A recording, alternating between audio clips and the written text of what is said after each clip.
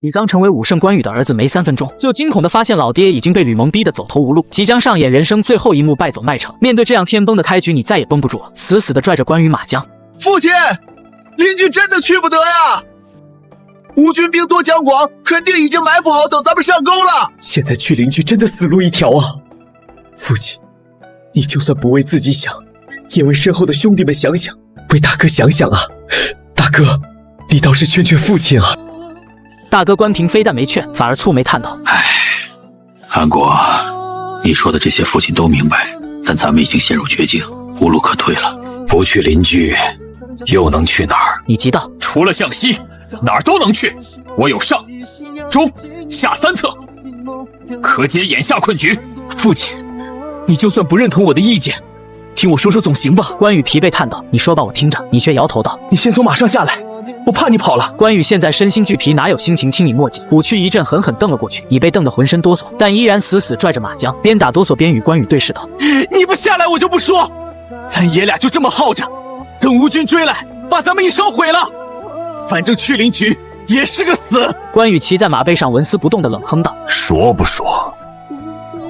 不说我就砍了江生，立马走人。”你对这个顽固老头彻底无语，很想松开马缰让他去死，想了想终究没审了，斟酌片刻，郑重说道：“目前所有入蜀要道都已被吴军占去，咱们已经失去了退回蜀地的最佳机会。继续向西，死路一条。西边虽不能去，其他方向却是未必。我的下策是继续向北，将吴军引到襄阳去，再扮作吴军佯攻襄阳城，趁机挑起魏吴两军的战争。届时咱们在浑水摸鱼，趁机突围，撤回蜀地的概率会大大增加。”关平眼前一亮，连忙说道：“父亲安国言之有理，可以考虑。”关羽捋须沉思道：“确实是个办法，但挑衅魏军无异于火中取栗，稍有不慎就会遭到魏吴两军的前后夹击，风险太大。”你点头道：“所以我说这是下策。中策是向东撤往汉水，再沿着汉水向南穿过华容道，退入长沙郡。吴军主力都在西边，东边兵力较少且没有防范，而且吴军打死也想不到咱们会逆行向东，再加上咱们兵少目标小，昼伏夜出，小心一些，应该能成功。父亲镇守荆州多年，在荆州的声望无人能及，只要顺利退入荆南振臂一呼，顷刻间就能拉起上万兵马与吴军再战。若战事不利，还可以退入山中打游击，静等大王出兵收复失地。只要大王东征，咱们就能从旁侧应，轻松夺回江陵。再不济也可以翻越武陵山绕回蜀地，不比硬冲吴军的包围圈安全。”关平兴奋道：“这个好，我赞成。”关羽瞪了他一眼，不悦问道：“那上策呢？”提起上策，你眼中露出前所未有的癫狂，满脸亢奋地说道：“孤注一掷，赌把大的，奔袭建业与孙权极限换甲。”奔袭建业几个字听得众人齐吸凉气，看向你的眼神如看鬼魅。你们现在被吴军追得跟孙子似的，数万大军损失的就剩300人，破落成这个样子，不想着逃跑，反而要去端孙权老巢，怎么想的？关羽却猛地抬头，眼中射出前所未有的金芒，激动说道：“详细说说你。”唾沫横飞道：“兵法云，出其不意，攻其不备。吴军防守最薄弱的地方在哪？自然是老巢建业啊。目前吴军主力尽在南郡，就连孙权本人也已赶到江陵，他们已经没有精力关注建业了。而且江东6郡已经成平数十年，战力和警惕性都已大大降低。凭父亲您的实力，打没有防备的守城部队应该不成问题。更重要的是，不管孙权还是曹操，谁都不会想到父亲你在丢城失地、一败涂地的时候，不去向西突围，反而向东偷袭孙权老巢，这才是真正的出其不意，攻其不备，成功概率很大。”众将闻言纷纷动容，想到拿下建业的场景，全都激动的浑身战栗，恨不得现在就杀到江东去。那可是建业，是东吴的根基啊！真要拿下了建业，不仅可以弥补他们丢失江陵的责任，还能让他们在刘备、诸葛亮面前重新挺直腰杆。关平摩拳擦掌地说道：“父亲，我赞成。拿下建业的同时，奏请大王出兵，与咱们东西夹击，说不定可以一举夹死孙权那个贼子。”众将纷纷附和，唯有廖化担忧说道：“奔袭建业看似可行，但风险太大了。孤军深入向来都是兵家大忌，一旦失败，咱们可就全军覆没了。更重要的是，咱们没兵了，现在满打满算也就300来人，建业再空虚，也不是300人能拿下的吧？”你自信笑道：“风险越大，收益越大，没有胆量哪来的产量？况且咱们连荆州都丢了，还有什么不能失去的呢？至于兵马，县城就有1支，只要父亲愿意，随时可以将其招至麾下。有这支兵马，别说奔袭建业，就连后面防守城池、硬扛吴军反扑都够了。”关羽苦思半天，也没想到自己哪还有兵马，诧异问道：“兵马在哪？”你笑道：“父亲忘了当日北伐，梁家乃至陆浑群盗集体响应，接受您册封的事了吗？这些盗匪就是县城的兵员，只要父亲过江振臂一呼，他们定会迅速汇聚到您的旗下，多了不敢说，半月之内拉起5、6千人绝对不是问题。”当日关羽水淹七军，威震华夏，引得江北群盗纷纷起兵响应，吓得曹操将迁都都提上了日程。谁料关羽败得那么快，他这一败，响应他的群盗算是倒了血霉。关羽这才想起江北群盗的存在，蹙眉问道：“可是梁甲与陆浑等地相隔太远，一来一回得耽误多少天？咱们没那么多时间浪费。”你笑道：“不用去那么远，路过大别山的时候招呼一声就行，那里自古就是土匪窝，又是曹魏和东吴的边境，土匪数量绝对远超咱们想象。”是啊，怎么把大别山给忘了？这下既有目标又有兵马，不奔袭建建业都对不起自己了。众将激动的两眼冒光，王府迫切拜道：“君后，卑职觉得可以一试。若侥幸成功，咱们对大王和军师便有了交代；若不幸战败，也算死得壮烈。卑职不介意死前给孙闭眼来记恨的。”赵雷、廖化等人纷纷附和道：“卑职也不介意，这次就算死也得给闭眼贼一点颜色瞧瞧，不然太窝火。身为武将，战死沙场那是技不如人，但被盟友背刺，队友背叛，心里是真不得劲。”关平郑重拜道：“父亲下决心吧，上中下三策，您选哪条？”关羽转身望着建业方向，疲惫的身躯再次露出滔天战意，语气森冷地说道：“我哪条都不选，3条计策我全要。廖化，你带20人打着我的旗帜向北，将吴军引到襄阳去，然后掉头向西，经由东三郡退入巴蜀，向大王汇报这边的情况，请大王出兵东征，与咱们夹击孙权。20人挑起魏吴两军大战有点扯淡，但将吴军引去襄阳，让吴军多跑点冤枉路还是可以的。”关羽继续道：“关平、赵累，你2人沿华容道退入荆南，收拢汉军残兵，联系武西蛮夷，壮大自己，接应大王东征。若是可以，打着我的旗号吸引下吴军注意，为我这边争取点时间。我率领剩余兵马奔袭建业，袭击孙权老巢，彻底斩断他在江东的根基，让那个闭眼贼知道什么叫后悔。身为白衣渡江的直接受害人，关羽对孙权的恨意最深。毕竟若非孙权被刺，他这会说不定已经拿下洛阳城了。”众将齐齐拜道：“诺。”唯有关平担忧说道：“可是父亲，孩儿独自退往荆南，没你在身边指点的话，我怕。”关羽开口打断，严厉呵斥道：“没什么好怕的，坦之，你也快到而立之年，该独当一面了。这次退往荆南，为父相信你会成为第2个彭越。”关平受到激励，顿时来了精神，郑重拜道：“父亲放心，孩儿一定不辜负您的期望。”关羽招手道：“都凑过来，咱们商量下行动细节以及遇到变故时的应对办法。”2刻钟后，会议结束，廖化率先行动，点齐兵马就要出发。你连忙叮嘱道：“廖主簿，进了东三郡，尽量别跟刘封、孟达接触，直接退回巴蜀。目前这种局势谁都不可信，他俩若跟糜芳一样突然背叛，你可就危险了。历史上孟达最后可是降了魏的，目前虽未降魏，但也已经不可信了。刘封倒是不会降魏，不过为防止变数，能不接触还是别接触的好。”廖化咬牙切齿道：“二公子放心，我就算翻越大巴山也不会见他俩的。”他对刘封、孟达的意见非常大，当日求2人出兵救援关羽，急得都快给他俩跪下了，依旧没请动2人，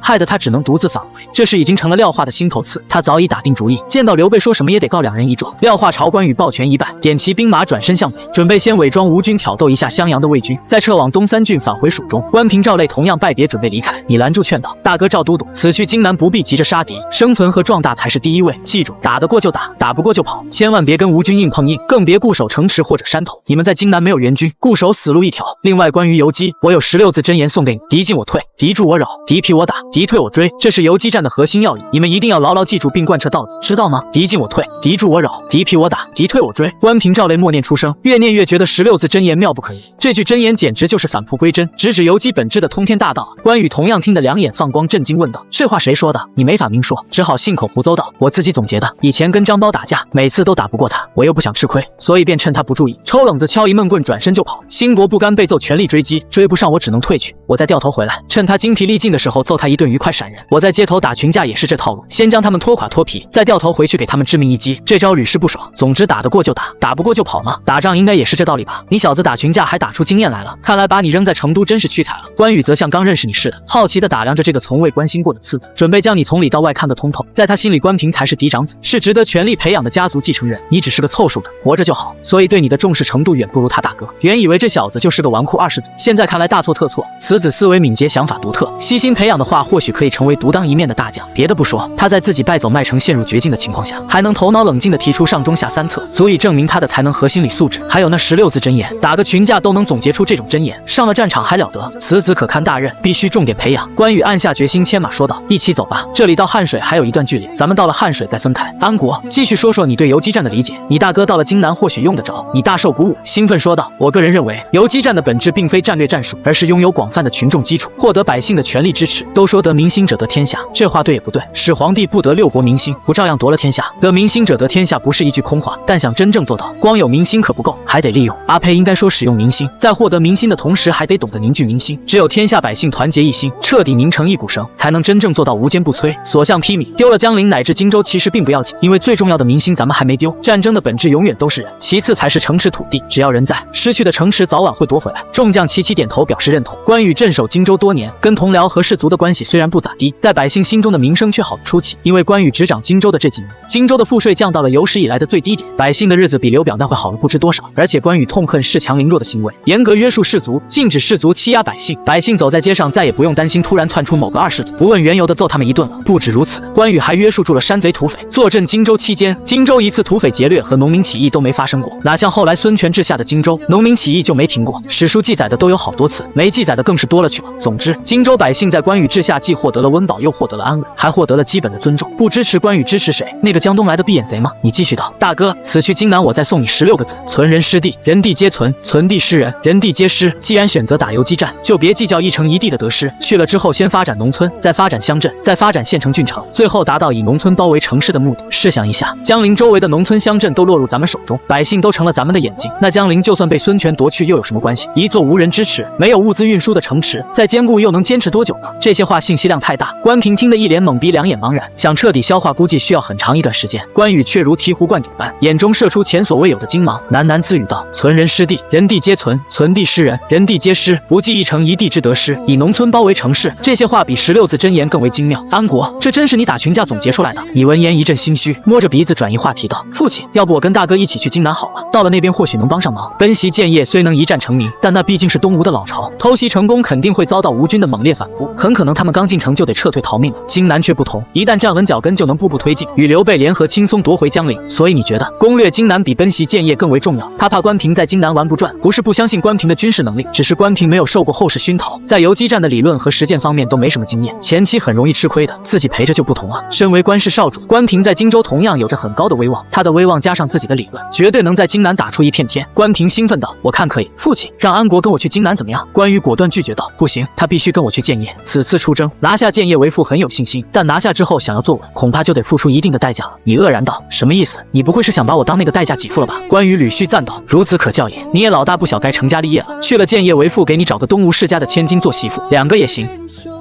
把老子当什么人啊？我就不该救你，让你去领举送死多好。关平却拍着他的肩膀坏笑道：那我就不跟父亲争了。安国，无女无农软语，你去了可得注意身体。关羽没再说话，带着200残兵默默赶路。镇守荆州多年，他对南郡的地形早已熟悉到闭眼都不会走丢的程度，带着大军轻松避开吴军视线，成功在天亮前赶到了汉水边的张山。白天不能赶路找地休息，天黑大军分头行动。关平、赵累带着50人沿着汉水退往荆南，关羽则利用白天偷偷扎好的竹筏渡过汉江进入江夏，然后昼伏夜出，走小路赶往大别山。江北全是曹魏的地盘，为避免孙权误会，让孙权可以安心的收拾关羽，魏军最近全躲在城里，丝毫没有出来搞事的意思。关羽身边又只有200余人，兵力少，目标小，稍微注意点就能避开魏军的视线，将自己彻底变成隐形人。灵举，吕蒙已经收到关羽撤离麦城退往灵举的消息，并在灵举布下天罗地网，静等关羽上钩。他对自己的布置很有信心，笃定关羽只要进入埋伏圈就绝不可能再逃出去。想到生擒关羽的荣誉，吕蒙便激动的浑身战栗，但左等右等始终不见关羽踪影，他开始急了，其他将领也急了。潘璋蹙眉问道：大都督，麦城到灵举巴掌长的距离，关羽却迟迟不到，不会出什么变故了吧？吕蒙摇头道：应该不会，关羽已经陷入绝境，不回巴蜀还能去哪？想回巴蜀，灵举就是必经之路，我不信他不来。这样，你再派斥候探查一下关羽的踪迹，但要小心别被关羽发现，他若知道灵举有埋伏，可能就不来了。诺潘璋抱拳一拜，正要离开，他的部将马忠赶来拜道：将军不好了，卑职刚收到消息，关羽朝襄阳方向去了。潘璋脸色微变，连忙问道：消息属实吗？见马忠点头，潘璋急道：襄阳已被曹人夺回，关羽这个时候退往襄阳想干什么？找死吗？吕蒙冷哼道：那个红脸贼可不是找死的人，退往襄阳还能干什么？肯定是想佯攻魏军，借机挑起咱们与魏军的战争，自己好坐收渔利，浑水摸鱼呗。潘璋蹙眉道：大都督言之有理，那现在怎么办？吕蒙纠结了，他想擒住关羽，但不想跟魏军起冲突。吴军刚刚拿下荆州，尚未站稳脚跟，甚至连汉军都没清理干净，实在不是招惹魏军的好时候。思忖许久，吕蒙说道：你带兵去追，记得跟关羽保持距离，追到襄阳就停下，别做出让魏军误会的举动。我去南漳水，防止关羽沿着南漳水退入房陵。该死的红脸贼，没兵没粮的，我看你能坚持多久？诺潘璋转身就走，走到半路突然想起什么，回头问道：可是大都督，关羽若是牙一咬，心一横，降了曹魏怎么办？曹操对他可是很器重的。吕蒙愣住，眯着眼睛陷入沉思。关羽在知道回蜀无路的情况下，有没有可能投降曹魏？不是没有这个可能，毕竟关羽降过曹操，又在华容道放过曹操，两人交情很深的。更重要的是，站在关羽的角度，投降曹魏总比投降他们这群江东鼠辈好不是？但问题在于，关羽若真投了曹操，再反过来率领魏军攻打南郡怎么办？曹魏的兵力配上关羽在荆州的威望，打吴军还不是砍瓜切菜啊？那样的话，他搭上明望白衣渡江，不是给曹贼做嫁衣裳了吗？想到关羽统帅魏军的可怕后果，吕蒙方寸乱了，急得在地上转圈道：不行，不能让关羽去襄阳城，绝对不能。虽然关羽投靠曹操的可能性不大，但他不敢赌啊，万一呢？吕蒙咬牙说道：别在灵举埋伏了，所有人跟我追，说什么也不能让关羽进入襄阳城。他不想跟魏军起冲突，更不想关羽投靠魏军，两相权衡之下，还是关羽降魏的威胁更大。为避免关羽降魏的事情发生，说不得只好跟魏军干一场了。如此想着，吕蒙点齐所有埋伏兵马，火速赶往襄阳。另一边，廖化打着关羽旗号一路狂奔，顺利在天黑前赶到襄阳城，然后顾不得休息，立马换上吴军的旗帜铠甲，对着襄阳城发起佯攻。他只带了20人，全面进攻不现实，便准备放几箭意思一下得了。谁料守城魏军非常警惕，没等他们靠近便射箭还击。廖化无奈只好退到射程之外，扯开嗓子吼道：“城上的魏狗听着，襄阳归我们吴军了，识相的赶快退走，现出城池，否则等吕大都督率军赶到，玉石俱焚，毁之晚矣。”话音刚落，城上便有了回应。一名嗓门惊人的魏军吼道：“少在这挑拨离间！吴军啥时候不说吴语改说南郡话了？我咋不知道？”廖化顿时一脸黑线：“我去，魏军怎么变这么聪明了？不应该啊！被人识破了，自然没必要再装了。”廖化索性摊牌道：“吕蒙已经率军赶来，很快便会杀到襄阳城下。我过来是想提醒你们早做防范，可别阴沟里翻船。告辞。”说完不再停留，转身就走。他的任务是回蜀向刘备、诸葛亮汇报战报，可不是在这里看吴军和魏军狗咬狗。廖化离开不久，城上便出现了2名魏将，正是曹仁和徐晃。问清缘由，曹仁蹙眉道：“不是说关羽撤往灵莒了吗？怎么跑来襄阳了？”徐晃冷哼道：“来的只有10几人，怎么可能是关羽的主力？我猜关羽应该预料到灵莒有埋伏，所以派兵攻击我们，试图将吴军引来襄阳，从而打开灵莒的缺口。吴军被引到襄阳了，灵莒不就没埋伏了吗？灵莒没埋伏，关羽不就能顺利入蜀了吗？”曹仁愤恨骂道：“该死的关云长，都穷途末路了还在挣扎，怎么跟大耳贼一样死活打不死呢？希望吕蒙别上当，更别离开灵莒，这次是弄死关羽的最好机会。若被关羽逃掉，咱们的麻烦可就大了。”提起关羽，曹仁直到现在还心有余悸，他这次是真被关羽给打怕了。谁料越怕什么越来什么。话音刚落，斥候便跑来拜道：“将军不好了，吴军杀来了，打着吕字大旗，离此已不足30里。”卧槽！曹仁、徐晃同时爆粗，对视一眼，齐声骂道：“吕蒙这个蠢货！”爆粗的同时，两人心底泛起一股遭遇猪队友的无力，用脚后跟想都知道，关羽肯定趁着吕蒙赶来襄阳的功夫从灵莒跑了，这回说不定已经到房陵了。该死的吕蒙，你知道放走这位祖宗意味着什么吗？你麻烦大了！在两人的谩骂声中，吕蒙率军出现在了襄阳城外，看着城下飘扬的吴军战旗，曹仁生出一股出城掐死吕蒙的冲动，气急败坏的骂道：“去跟这个250交涉一下，让他麻溜滚蛋！”诺徐晃乘坐吊篮出城，站在300步外远距离沟通。徐晃出现的瞬间，吕蒙便意识到了不对，关羽若真降魏的话，徐晃还会出来跟自己交涉吗？告辞！吕蒙不愿在徐晃面前跌粉，果断转身闪人，速度比来时还快。徐晃对着他的背影喊道：“汉军朝房陵方向跑了，关羽估计也从灵莒撤往房陵了，你现在出发或许能追上。”吕蒙用行动代替回答，原地掉了个头。他相信徐晃说的是事实，因为夷陵子规已被陆逊占领，关羽想要入蜀只能走东3郡，可惜事与愿违，他在房陵的大山里搜了5、6天也没找到关羽踪迹，气急败坏的骂道：“该死的，又让这个红脸贼跑了！”潘璋问道：“那怎么办？”吕蒙不甘地说道：“回灵莒，不能再在关羽身上浪费时间了，否则万一魏军南下，咱们可就白折腾了。”大军沿着山路返回灵莒，刚到城下，守将便匆匆跑来拜道：“大都督，你可算回来了！2天前有人在华容道发现了关羽的踪迹，那个红脸贼可能去荆南了。”吕蒙气得猛踹城墙道：“我说怎么死活找不到关羽踪迹？原来这个红脸贼跟咱们玩起了声东击西。潘璋，你带2000人火速赶往华容道追击关羽，千万别给他在荆南招兵买马的机会。我在上报主公调兵支援你，这次务必要将关羽摁死在荆南，就算摁不死也得将他逼进武陵大山，绝不能让他待在荆州霍霍。”诺潘璋不敢怠慢，转身离去。可怜的潘文圭在山中折腾这么久，回来连口水都没喝，又得走。更可怜的是他追错方向了，等他穿过华容道，关羽估计都到大别山了。经过7、8天的跋涉，关羽领着200多名残兵终于赶到大别山下。远远看去，200多人个个蓬头垢面，疲惫不堪，落魄的宛如乞丐，就连赤兔马都变成了灰白色，耷拉着脑袋，看不到半点神驹风采。可算是到了，你拿着长枪当拐杖，趴在枪杆上大喘气道：“父亲，怎么才能悄无声息地找到你要的人？你虽有远超时代的知识和眼界，却没有关羽的威望和人脉，所以后面的事帮不上忙，只能靠关羽了。希望关羽能在大别山快速拉起一支队伍，否则后面的事会很难办。”关羽已经50又8，身体素质早不比年轻时候了，又刚经历一连串的失败打击，以及7、8天的长途跋涉，已经快撑不住了。尽管如此，看到大别山时，布满红血丝的疲惫眼神中依然露出希望光芒，悠悠说道：“前方有座清风寨，寨中有800多名盗匪，匪首名叫新匪，我曾帮过他一次，算是熟人。”说着将青龙偃月刀递给周仓，说道：“你们在此休息，我一人上去，天黑之前若没有回来，你们就自己过江自谋生路。”众将领齐齐张嘴想要劝阻，话到嘴边又明智的咽了回去。目前这种情况实在没有劝阻的必要，因为失败了他们也会死，无非早晚的问题而已。关羽简单整理了下衣服，正要上山，耳边突然传来一阵夹杂着急促脚步声的吵嚷声，惊得他脸色微变，连忙说道：“立刻隐藏！”众人迅速藏进草丛，准备等对方过去再行动。等了不到半刻钟，一支2、300人的队伍便推着数十辆独轮车进入视线。看着车上的粮袋，司马王府舔着嘴唇说道：“使君，他们看着就是一群土匪，战力应该不会很高，要不要抢上一票？兄弟们已经好几天没吃饭了，再没补给真要撑不下去了。”关羽同样有些异动，盯着车队观察片刻，突然惊喜说道：“看见那个穿皮袄的青年了吗？他就是新匪，我还没去找他，他倒主动送上门来，这可真是刚瞌睡就有人递枕头啊！你们等着我去交涉。”说完不给你王府劝阻的机会，火速起身向土匪走去。运粮土匪正欢天喜地地交流着此次收获，见前方出现陌生人，连忙停下喊道：“敌袭警戒！”听到喊声的土匪纷纷止步拔刀，冲到车前摆开防御阵型。天下乱战几十年，土匪的战斗素养也不一般。缩在队伍后方的首领新匪快速检查阵型，确认没有疏漏之后，才独自上前喊道：“道：“兄台是谁？哪条道上的？想干什么？”来的自然是关羽了。关羽停在原地，捋须喊道：“新肥首领，多年不见，不认识故人关云长了吗？”关云长的名号太响亮，新肥听得虎躯一震，连忙眯眼细看，看清之后瞬间愣住，那身高，那美颜，还有那连污垢都没让其变色的枣红大脸，太具有辨识性了，不会错的。新肥激动地迎上拜道：“关将军，竟然真的是你，竟能在这里见到你，太好了！关羽现在可是所有大汉男儿的偶像。”新肥又受过关羽的恩惠，半道上看见偶像跟恩公，岂能不激动？只是关羽不是被江东鼠辈给背刺了吗？怎么会突然出现在这里呢？关羽笑道：“襄樊战士相信新首领已经听说了，关某现在落难，不知新首领能否收留几天？”新肥连忙摇头道：“将军，您这不是折杀卑职吗？没有您就没有我新肥的今天，您可是卑职的再生父母啊！啥也不用说了，以后清风寨就是您的家，需要啥随便拿，那就多谢了。”关羽笑道：“找个地方，关某有件大事想跟新首领商量。”双方首领谈妥了，剩下的事就好办了。两支兵马合并一处，很快便出现在了清风寨。刚进寨门，新肥便迫不及待地下令道：“好酒好菜全拿出来，给我好好招呼关将军和他的兄弟们。”关羽不只是新肥的偶像，还是山寨众土匪的偶像。听到要招待关羽，土匪们非但没有抵触，反而激动地将平时舍不得吃的珍藏都拿了出来。看着抢着烧水添柴，积极为汉军做饭的土匪，你愕然叹道：“还得是老关啊！若换成自己，绝对不会有这待遇。换成你的话，新肥别说招待你，不揍你就不错了。”不得不说，人跟人的差距有时候真的蛮大的。新肥命人招待汉军兄弟，又将关羽、你、王府、周仓等人请进大厅，义愤填膺地说道：“襄樊战士，我听说了，该死的江东鼠辈，那么好的机会不去攻打合肥，竟然被刺盟友，简直可耻！关将军，接下来您打算怎么做？有需要卑职的地方尽管说，我们清风寨800好汉愿意为您效劳。”关羽说道：“我确实有个计划，只是风险很大，不知新兄是想一辈子窝在这里当土匪，还是想博个封侯拜相，封妻应子？”新肥眼前一亮，立即说道：“卑职3年前就想跟在将军身边效力了，只是那时母亲年迈无人照料，只能先回家尽孝。现在母亲先逝，卑职已经没有顾虑了。将军您就说怎么做吧。”关羽继续问道：“我刚说了风险很大，可能丢命你也不怕？”新肥拍着胸脯坚定说道：“不就是一死吗？有啥好怕的？卑职虽然读书不多，富贵险中求的道理还是懂的。将军不用顾忌，下令就好。这次就算让卑职去杀孙权，卑职也跟你干。”关羽现在很落魄，但再落魄也是大汉的汉寿亭侯前将军贾节钺，又是汉中王的弟弟，跟着他干绝对能出人头地。关羽笑道：“不杀孙权，但也差不多。我准备偷偷渡江奇袭建业，敢不敢去？”啥玩意？新肥懵逼问道：“奇袭建业？您没开玩笑吧？我刚说杀孙权都跟您干，只是场面话，您老人家玩真的啊？那可是建业，是孙权的老巢，您就带200人去。”关羽没有回答，而是看向你笑道：“新首领，没想到吧？你都没想到，那孙权肯定也想不到。而且吴军主力如今全在荆州，就连孙权本人都去了江陵，建业就是一座空城啊！吴军主力在荆州，既要防备汉中王，又要防备曹操，肯定顾不上咱们这点残兵败将。这可是千载难逢的机会，成了封侯败将算个屁，史书都得记你一句。新首领，机会只有一次，抓住就能一飞冲天，你确定不心动？”新肥双眼瞬间瞪得溜圆，喃喃自语道：“史书记一句，史书记一句。”连念好几遍后，终于下定决心，猛拍大腿道：“富贵险中求，拼了！将军想让卑职怎么做？”关羽思忖道：“你先告诉我，大别山有多少山寨？所有山寨加起来有多少人？”身为地头蛇，新肥对山中群盗的情况了如指掌。闻言想都没想便答道：“山中目前共有36座山寨，最大的寨子上1000人，最小的不足100人，加起来多了不敢说，2万人肯定是有的。盗匪是个传承久远的职业，几千年来从未断绝，就连文景之治那样的盛世都有人进山为匪，更别说眼下的乱世了。加上这里又是魏吴2国的边境，又占据地利，有着适合土匪生存的特殊土壤，藏个数万土匪不奇怪。”关羽捋须道：“那就麻烦新将军替我联系其他山寨，尽可能多的召集些人来，但要保密，不能走漏风声，而且要快，咱们时间有限。”一句新将军叫的新肥骨头都酥了几分，激动说道：“卑职这就去，有将军您的名号在，相信3天之内召集5、6千人不是问题。”新肥也是雷厉风行之人，当即起身离开。天还没黑，就将3位交好的寨主带到了关羽面前。3人分别是黑风寨寨主徐醉、黄龙寨寨主雷川、清溪寨寨主罗申，相互介绍寒暄一番。年过40的清溪寨主罗申便拍着胸脯说道：“关将军有所不知，卑职是庐江人。建安5年，孙权屠庐江城，卑职的父母和年仅5岁的儿子都丧生在了吴军的屠刀之下。卑职跟那个闭眼贼有着血海深仇，所以将军您就吩咐吧，刀山火海，卑职绝无二话。乱世人命比草芥，诸侯屠城是家常便饭，曹操屠城如喝水，孙权也屠过几回。身为屠城的受害者，罗申对孙权自然是恨之入骨。”徐醉和雷川连忙拜道：“俺也一样，他俩虽跟孙权没仇，但既然选择加入关羽队伍，自然得表示一下忠心不是？”关羽满意的说道：“那就太好了，我向你们保证，奇袭建业成功之后，一定会如实向汉中王上报你们的功劳，让你们获得应有的赏赐。现在告诉我，你们3天之内能召集多少精锐？”罗申抢先说道：“我能召集700人，全是40岁以下，杀过人见过血，手脚齐全的壮汉。”徐醉拜道：“我500人。”雷川答道：“我300人。”关羽眼睛亮了，3位寨主能凑1500轻壮，新肥的清风寨还有8、900人，筛选一下凑500精锐没问题。如此他便有了2000精兵，奇袭建业够了。关羽激动道：“那就立刻带来清风寨集结，记住多带些粮草，此地离建业好几天路程，咱们路上要用。”诺！3人抱拳一拜，转身离开，火速返回山寨召集兵马，准备追随关羽建功立业。他仨刚走，新肥又带着几位寨主进了关羽房间。之后几天，在新肥的介绍下，各寨土匪源源不断地向清风寨集结，短短2天，寨中便集结了上万人。除此之外，各大山寨还自备粮草，粮草聚少成多，很快便堆积成了一座山。粗略估计不少于3万石。负责登记接待的你，被不断涌来的人群和快速增高的粮山惊得目瞪口呆，忍不住对身旁的司马王府说道：“这群土匪又是出人又是出粮的，未免也太积极了吧？老关的号召力这么恐怖吗？你终于明白后世黑白两道为什么全拜关二爷了，原来根子在这呢。”王府激动笑道：“关将军名动天下，威震华夏，谁不佩服啊？况且土匪也有上进心，报效朝廷摆脱流寇身份的机会可不多，谁遇上能不积极？对了，以后大家都是同袍，别再叫土匪强盗之类的，小心人家跟你急。”你笑道：“王司马放心，我不会闲得没事伤同袍自尊心的。自尊心这词用得好。”王府笑道：“我去帮关将军整顿兵马，赵都督那摊事就交给你了。”好好好，前都督赵雷是负责粮草的，类似于后世的军需处长，现在他跟关平去了荆南，留下的工作却需要人来干，军中识字的人又少，你就勉为其难了。你笑道：“放心吧，这点小事我搞得定。”送走王府，你积极投入到了工作中，看着不断变厚的人员名单和粮草清单，忍不住感慨自己真是个奇才。当日若非你死死拽住了关羽马将，哪会有今天的盛况啊？何止是你，关羽同样被眼前盛况震惊得无以复加。送走前来投靠的山寨首领，坐在案前忍不住愕然自语：想不到我关某人的号召力竟然这么强，早知道应该早来的。当日襄樊之战时，手中若有这样一支预备军，说不定就能拿下樊城，擒住曹仁了。想到生擒曹仁的巨大功绩与自己擦肩而过，关羽忍不住发出一声遗憾的叹息。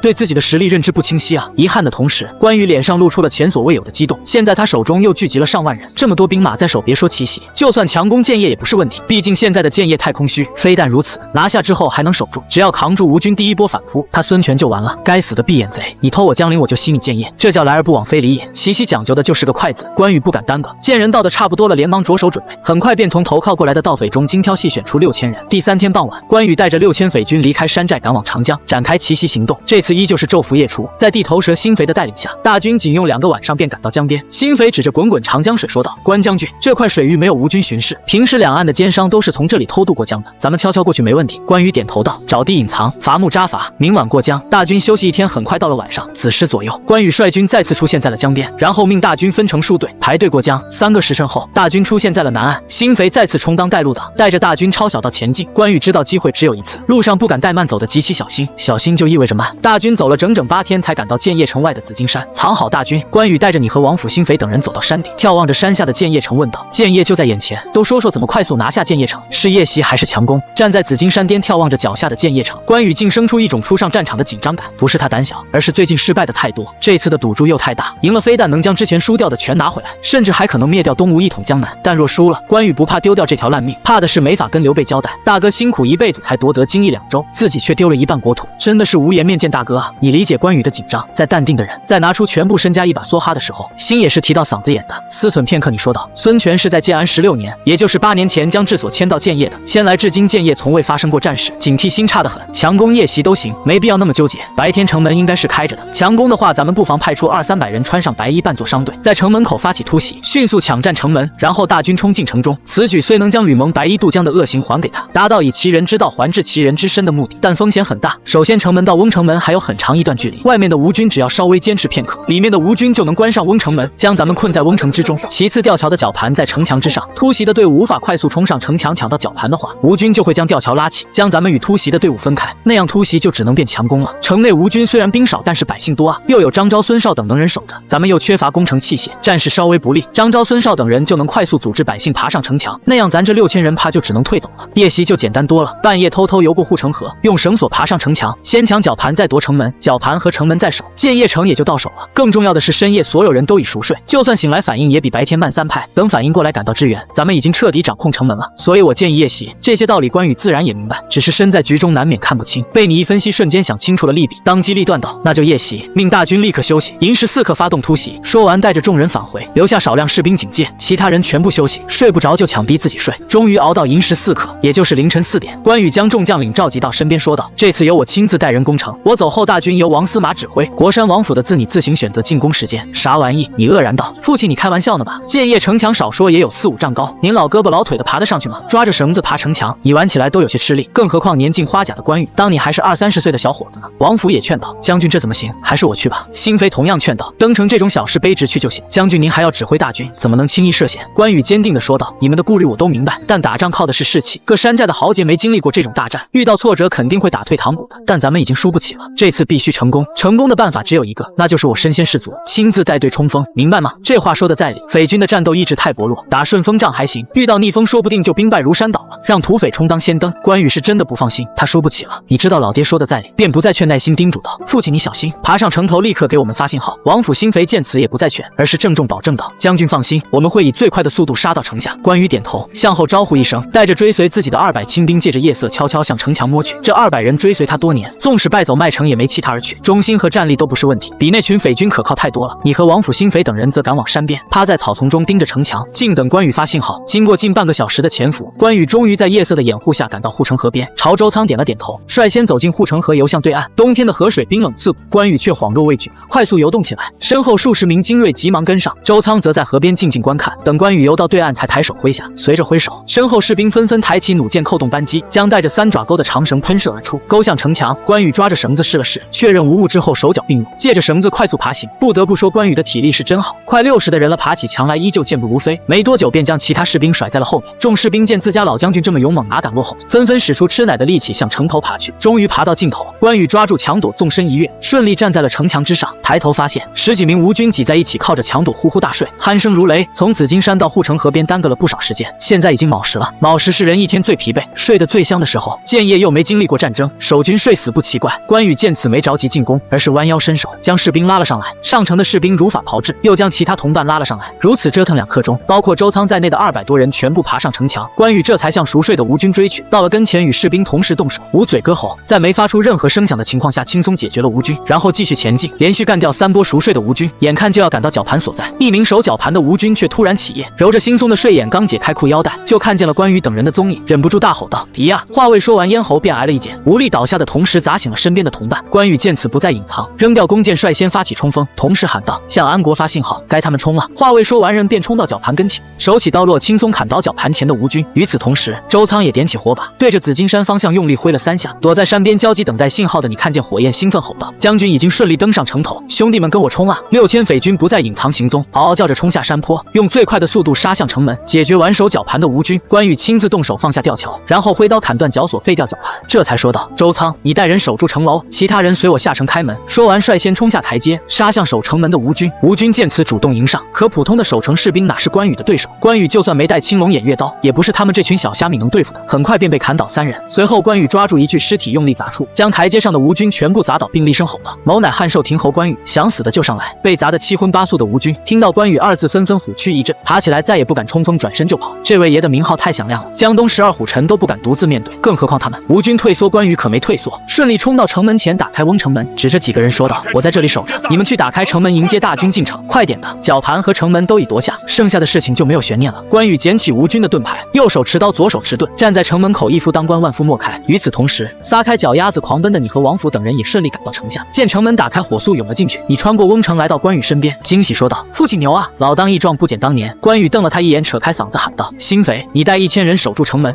你带1000人攻打张昭府邸，王府你带1000人抢占粮仓府库，其他人跟我攻打孙府。完事后孙府会合，冲！”在关羽的命令下，大军冲进城中，分头展开行动。汉军进城了，建业城乱套了。听到动静的百姓纷纷起床，透过门缝查看情况。建业虽然没经历过战火，但百姓大多都是城外迁进来的，对这种城头变换大王旗的事早已司空见惯，因此并不惊慌。百姓不惊慌，慌的自然就是官员了。目前建业由军师张昭留守，这个点张昭早就睡了，睡得正香的，突然听见有人喊道：“军师不好了，关羽打进城来了！”张昭闻言没有理会，翻了个身继续睡，同时喃喃自语道：“竟能梦到关羽，真是奇了怪哉！也不怪他如此，实在是关羽打进建业，这事太扯淡。普天之下谁不知道，关羽此刻正在荆州被吕蒙追得如丧家之犬，这种情况下打进建业，怎么可能？肯定是做梦了，对不对？”张昭以为是梦，没有理会。门外的人却急了，用手疯狂拍打着房门，喊道：“军师快起床！关羽真的打进来了，汉军真的杀进来了！”听到对方急得都带上了哭腔，张昭终于意识到不对，快速爬起拉开房门，没等询问就听见了急促的喊杀声。张昭脸色大变，连忙问道：“到底怎么回事？你确定打进来的是汉军，不是魏军？比起汉军，魏军打进城来貌似更靠谱些，毕竟魏军离得近，实力强。汉军有啥？关羽都快被干死了，刘备还远在成都，怎么来建业啊？”报信士兵哭道：“真是汉军，而且是关羽本人，那身高那美髯全大汉找不到第二个，根本骗不了人。”张昭眼前一黑，双腿一软，扶着门框才勉强站稳，喃喃自语道：“怎么可能？关羽不是败走麦城了吗？怎么会突然杀到建业来？现在已经容不得他多想了。”张昭抬手给了自己3个响亮的巴掌，强迫自己冷静下来，说道：“随我去主公府邸，先护送主公家眷出城。”他没有赶走汉军夺回城池的想法，因为手里没兵。眼下吴军主力全在荆州，建业的守军维持下治安还行，跟威震华夏的关羽硬拼根本不可能。估计没等开战，士兵就得先跑一半，所以没必要做无谓的挣扎，还是先跑路路吧。张昭连衣服都没穿，便急匆匆赶往府门，结果没等走出后院，一群士兵便从门中冲了进来，将他团团包围。张昭心头一沉，蹙眉问道：“老夫张昭张子布，哪位将军领兵？可否出来一叙？”来的自然就是你了。你走出人群，朝张昭抱拳拜道：“张老将军，晚辈关安国这厢有礼了。”张昭快速恢复江东重臣该有的气度，捋须叹道：“还真是关将军的兵。老夫对关将军败走麦城，却突然出现在建业城的事情很是疑惑，不知二公子可否为老夫解惑？”说这话的时候，张昭心里郁闷的想吐血。他辅佐孙氏兄弟执掌江东这么多年，还从未当过俘虏，赤壁之战那样危险的局面都熬了过来，结果吴军在荆州获胜了，自己的老巢却被端了，这特么叫什么事啊？你说不是？到底为啥？该死的关羽到底怎么来的？他关云长还会飞天遁地不成？你笑道：“因为败走麦城了，所以攻打建业了。”很难理解吗？有句话说得好，孔雀开屏固然好看，但也露出了自己的屁眼。你们吴军趁我父亲在前线跟魏军大战的时候，白衣渡江偷袭我们，又勾结糜芳、傅士仁等叛贼断我父退路，以为这样就能弄死我父亲，却忘了吴军主力前往荆州之后，江东本土就空了。换言之，现在是攻打建业最好的时机，我们不过来偷袭，岂不是对不起你们倾巢而出白衣渡江之举？张昭郁闷道：“你说的对，现在确实是偷袭建业最好的时机，但你父败走麦城的时候，身边只有100余骑，你们哪来的兵攻打建业？还有麦城到建业1500余里，你们怎么过来的？”这是他最不解的地方。堪比丧家之犬的关羽，怎么能突然爆出这么多兵，穿越上千里的封锁线出现在建业城？你笑道：“我们没兵，但大别山有啊！大别山的豪杰可是仰慕我父亲很久了。”我父振臂一呼，群道纷纷响应，积极性那叫一个高。至于如何杀到建业城，还用问吗？江东6郡这么大的地盘，你能把所有道路都堵死不成？张老将军，你的疑惑晚辈都解答了，现在该你展现诚意了，是投降还是反抗？给个明确答复。晚辈建议你选前者，毕竟您跟汉中王也是老相识，骠骑将军孙权又是汉中王的二舅哥，大家都是亲戚，应该以和为贵。你说呢？张昭嘴角不自然地哆嗦了几下，再次问道：“老夫还有个问题，趁我军主力尽在荆州的机会，偷偷潜到大别山，召集盗匪奇袭建业，此举简直是神来之笔，老夫佩服得五体投地。但是这么敏锐的战机捕捉能力，这么高明的妙计，绝不是关羽能想出来的。请少将军告诉老夫，是谁向关将军献的计？老夫想知道败在谁手里。最了解你的永远都是敌人而非亲人。东吴君臣惦记荆州多年，聚在一起，天天研究怎么对付季汉君臣。多年下来，早将季汉那帮人的性格能力给研究透。毫不夸张地说，张昭对刘备、关羽等人的了解比对自己都深。在他看来，关羽及其手下的王府、赵类等人根本不具备聚拢土匪、奇袭建业的脑子。诸葛亮倒是有这眼光，但诸葛亮行事谨慎，干不出这种孤注一掷的事。放眼整个季汉，能想出如此妙计并付诸行动的只有庞统和法正那两疯子。但庞统死了，法正远在成都，听说也快病死了，不可能跑来给关羽出谋划策的。那会是谁呢？难道关羽最近又招揽到了什么牛人？不可能，天下乱战这么多年，真有这种能力早被诸侯搜刮出来了，怎么可能藏到现在？想到此，张昭突然意识到什么，盯着你问道：“少将军，你曾在襄樊之战如火如荼的时候，返回成都向汉中王报过喜，应该见过法正吧？奇袭建业的主意是不是他出的？您老的想象力也太丰富了吧，这都能联系上。你在成都确实见过法正，当时法正已经卧病在床，看症状类似于后世的冠心病，这病连后世专家都没办法，你能怎么办啊？只好装作没看见呗。但张昭怀疑法正献策确实太扯了些，当时关羽水淹七军，威震华夏，法正也不会想到关羽会败那么快的，毕竟法正是人不是神。你懒得辩解，摇头笑道：“张将军，此事你还是直接去问家父吧，家父正在吴侯府等你呢，请吧。”张昭叹息一声，整理好仪容，跟着你前往孙权府邸。他没向家人交代什么，不是没时间，而是没必要。关羽治军严明，不可能骚扰他的家人和无辜百姓，这就是关二爷的口碑。与此同时，关羽也带兵杀到了孙府，赶到之后立刻喊道：“徐罪去东门，雷川去南门，罗申去西门。到了之后不用进攻，堵住府门，禁止出入即可。其他人随我进攻北门。”目前孙府大多数护卫都随孙权去了江陵，孙府的防御降到了有史以来的最低点。面对的又是关羽这样的猛将，战斗自然不会有什么悬念。仅半刻钟，关羽便攻破北门，顺利冲进府中，迅速占领前院之后停止脚步，喊来一名老妈子说道：“让夫人公子们全都赶到大厅集合，别逼我冲进后院，快去！后院都是女眷，里面甚至还有他的嫂子。他一个大男人冲进去确实不合适。”很快，孙府的女眷以及孙权的儿女都被赶到前院大厅，呼呼啦啦数十人。关羽却只认识嫂子孙尚香，走到孙尚香面前行礼拜道：“云长见过嫂嫂，嫂嫂进来可好？”关羽打进建业的变故发生的太突然，事先没听到任何风声，因此孙尚香的脑子现在还是懵的。闻言下意识的还礼道：“二叔怎会突然出现在建业城？可是我哥。”关羽摇头道：“吴侯还在江陵呢，他没事，你放心吧。事已至此，还请嫂嫂安抚好家人，莫要做出让大家误会的举动。对了，登略二位公子以后就跟着我吧，有我照顾，嫂嫂尽管放心。”登略二公子是孙权的长子孙登和次子孙律，孙权目前只有这2个儿子，至于后面的孙和、孙霸、孙亮等人都还没出生呢。关羽将孙权仅有的2个儿子全部带走，想干什么还用说吗？孙尚香性格泼辣，自然不可能眼睁睁看着2个侄子被关羽带去当人质。闻言立刻张开双臂，挡在孙登、孙律面前，呵斥道：“不行，除非我死，否则你休想带走他们。”关羽闻言嘴角泛起冷笑，他到现在还对当年孙尚香带走刘禅的事耿耿于怀，自然不可能在这种时候惯着他，伸手抓住孙尚香的肩膀，拎小鸡似的将他挪到一边，吩咐道：“周仓！”周仓快速上前，一手一个将10岁的孙登和6岁的孙律强行抱走，任由他俩怎么挣扎都无济于事。见人质到手，关羽没再啰嗦，转身就走。孙家没男人了，剩下一群女人掀不起风浪。孙尚香无力阻止，瘫在地上指着关羽的背影骂道：“关云长，你混蛋，你给我等着！”关羽闻言再次加快脚步，带着孩子穿过前院，没等出门王府，便急匆匆地冲了进来，激动拜道：“将军，粮草府库已经全部拿下，仓中粮食堆积如山，足够全城百姓使用2年，兵甲同样不少，武装3-5万大军不成问题。江东6郡吴郡为首，这里是出了名的鱼米之乡，粮食产量远超其他地方，建业又是江东治所，孙权在这里多存些粮食武器不奇怪。至于前线吴军的粮草供应，还有其他郡县以及荆州呢，用不着动建业的储备粮。要知道关羽在江陵同样存了不少粮草，现在全便宜闭眼贼了。”关羽激动地拍着大腿笑道：“太好了，有了这些粮草，咱们就可以扩充大军，守住建业城，甚至夺取整个江东了。你别闲着，立刻前往吕蒙府邸，将吕府家眷全部带到孙府，将吕府给我腾出来充作临时幕府。拿下建业之后，肯定是要办公的，办公自然是需要办公地点的，总不能让大伙在街上办公吧？理想的办公地点肯定是孙权的吴侯府，但孙权再怎么说也是江东之主，又是刘备的二舅哥，将孙府家眷赶出去明显不合适，那赶谁呢？”关羽第一时间就想到了吕蒙这个倒霉鬼，他跟吕蒙可没亲戚，而且该死的吕蒙竟然白衣渡江偷袭自己后背，这种时候不收拾你收拾谁？诺王府转身挥手，大声喊道：“跟我走！”关羽紧跟着便出了府门，还没想好去哪，就见你带着张昭过来了。看着只披了件单衣，在风中冻得瑟瑟发抖的张昭，关羽忍不住笑道：“子不兄，多年不见，别来无恙啊！”张昭看着被周仓夹在腋下的2位公子，悬着的心彻底死了，无奈叹息道：“魏军猛攻，吴军突袭，汉军背叛，3方绞杀下还能极限翻盘，关将军用兵如神，老夫佩服。但老夫想知道奇袭建业的主意是谁出的？这个问题已经成了他的执念，不弄清楚实在不甘。”站在张昭身后的你闻言，对着关羽骄傲地扬起了头，用眼神不断暗示道：“快夸我，快夸我！”关羽却不惯你这臭毛病，呵斥道：“你还愣在这干什么？去把其他重臣请来啊！”哦，你转身离开，带兵攻打其他重臣的府邸去了。关羽等你走后才挺胸抬头，捋着垂到腰间的美髯须笑道：“不瞒子布先生，离开麦城之后，我本打算赶往临掬返回蜀地的，是犬子安国及时拉住了我，让我奇袭建业与吴侯换甲，这才让咱们哥俩得以重逢呢。”张昭心想，此次奇袭竟是关兴的主意。张昭猛地转身，看着你消失的背影，眼中满是震惊。荆州的捷报早就传回建业了，战报上说，关羽离开麦城的时候，身边只剩200-300人，而且士气低落，缺乏粮草，已经彻底陷入了绝境。张昭能想象到那种惨状，也知道在那种情况下人的精神会高度紧绷，思维也会陷入混乱，很难保持冷静。你小小年纪不但能在那种危局下保持理智，还能抓住战机让关羽绝地反击，简直不可思议。弱冠之龄就有如此敏锐的洞察力，假以时日，怕又是一个诸葛亮吧？张昭忍不住感叹道：“这可真是英雄出少年，虎父无犬子啊！关将军教子有方，老夫佩服。儿子有出息，当爹的自然与荣有焉。”关羽被夸得眉开眼笑，连忙试探道：“犬子能入子布兄的眼就太好了。我听说子布兄有个孙女已经成年且尚未婚配。”张昭在孙权麾下长期担任诸葛亮的角色，在江东的威望无人能及，若能与他结为亲家，关羽不介意低他1倍。张昭闻言吓了一跳，果断拒绝道：“打住！我家那丫头已经有婚约了，不适合你家二公子，还请关将军另觅良媳，跟关羽结亲，开什么玩笑？他们现在可是敌人，真成了亲家，别人怎么看他？还不得把他当成江东头号叛徒啊！”张昭已经63了，可不想老了，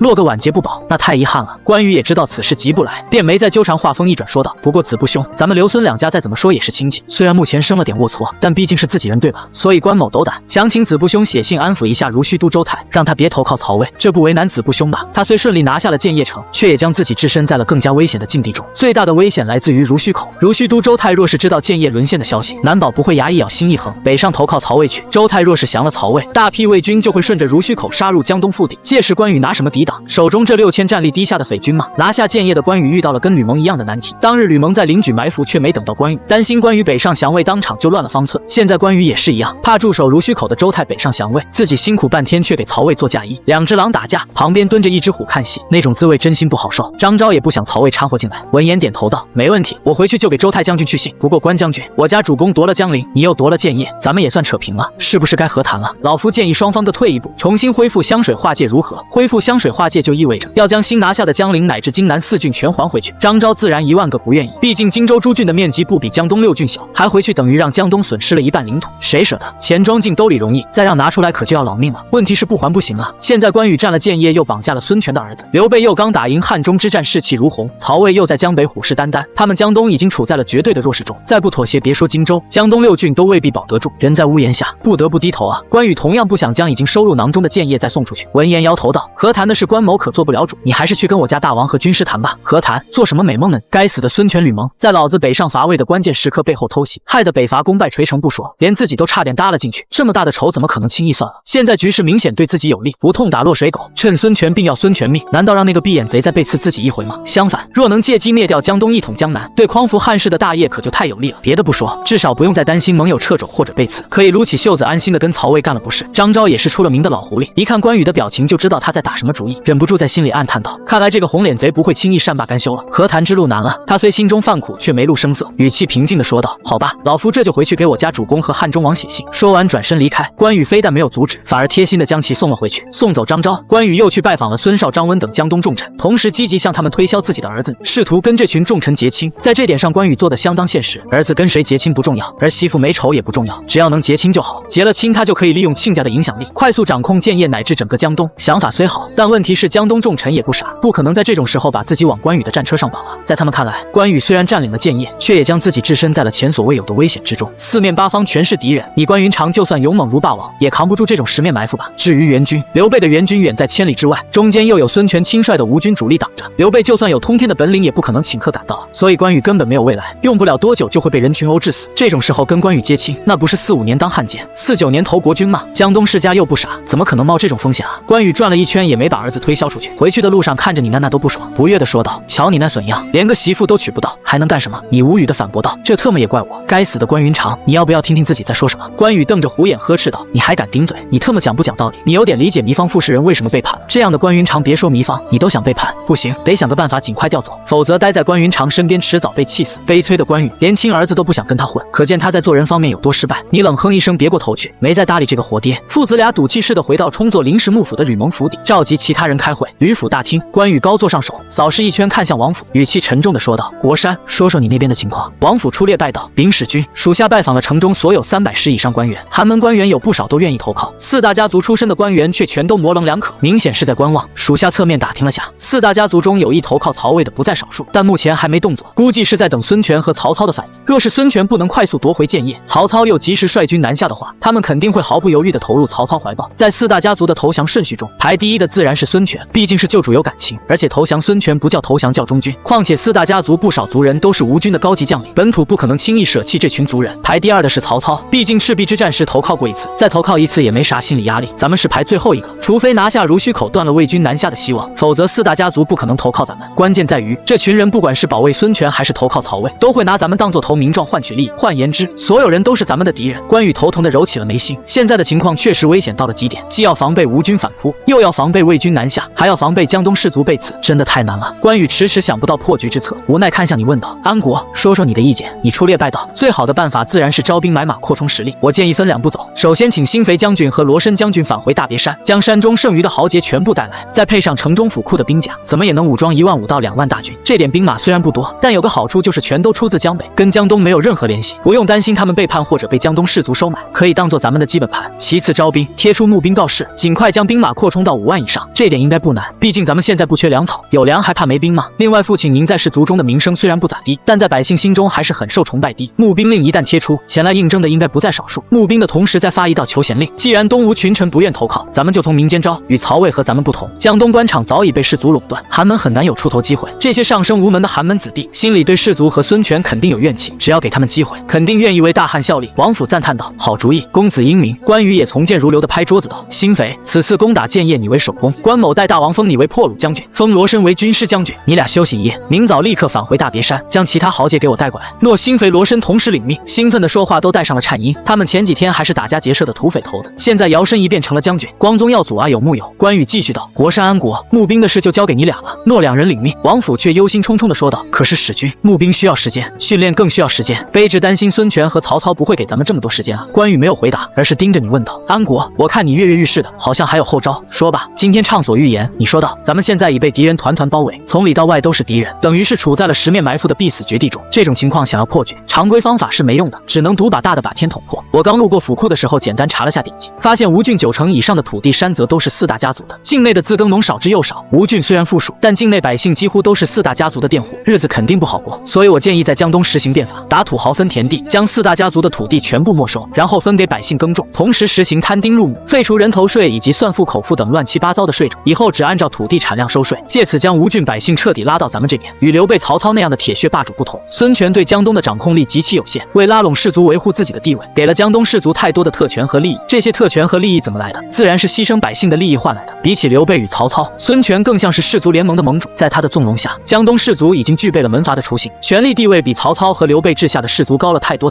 以至于后来司马炎灭掉吴国统一天下，对江东士族一视同仁，并未刻意为难，江东士族却依旧直呼受不了，享受惯特权的人，哪怕恢复到平权，也觉得是在剥削。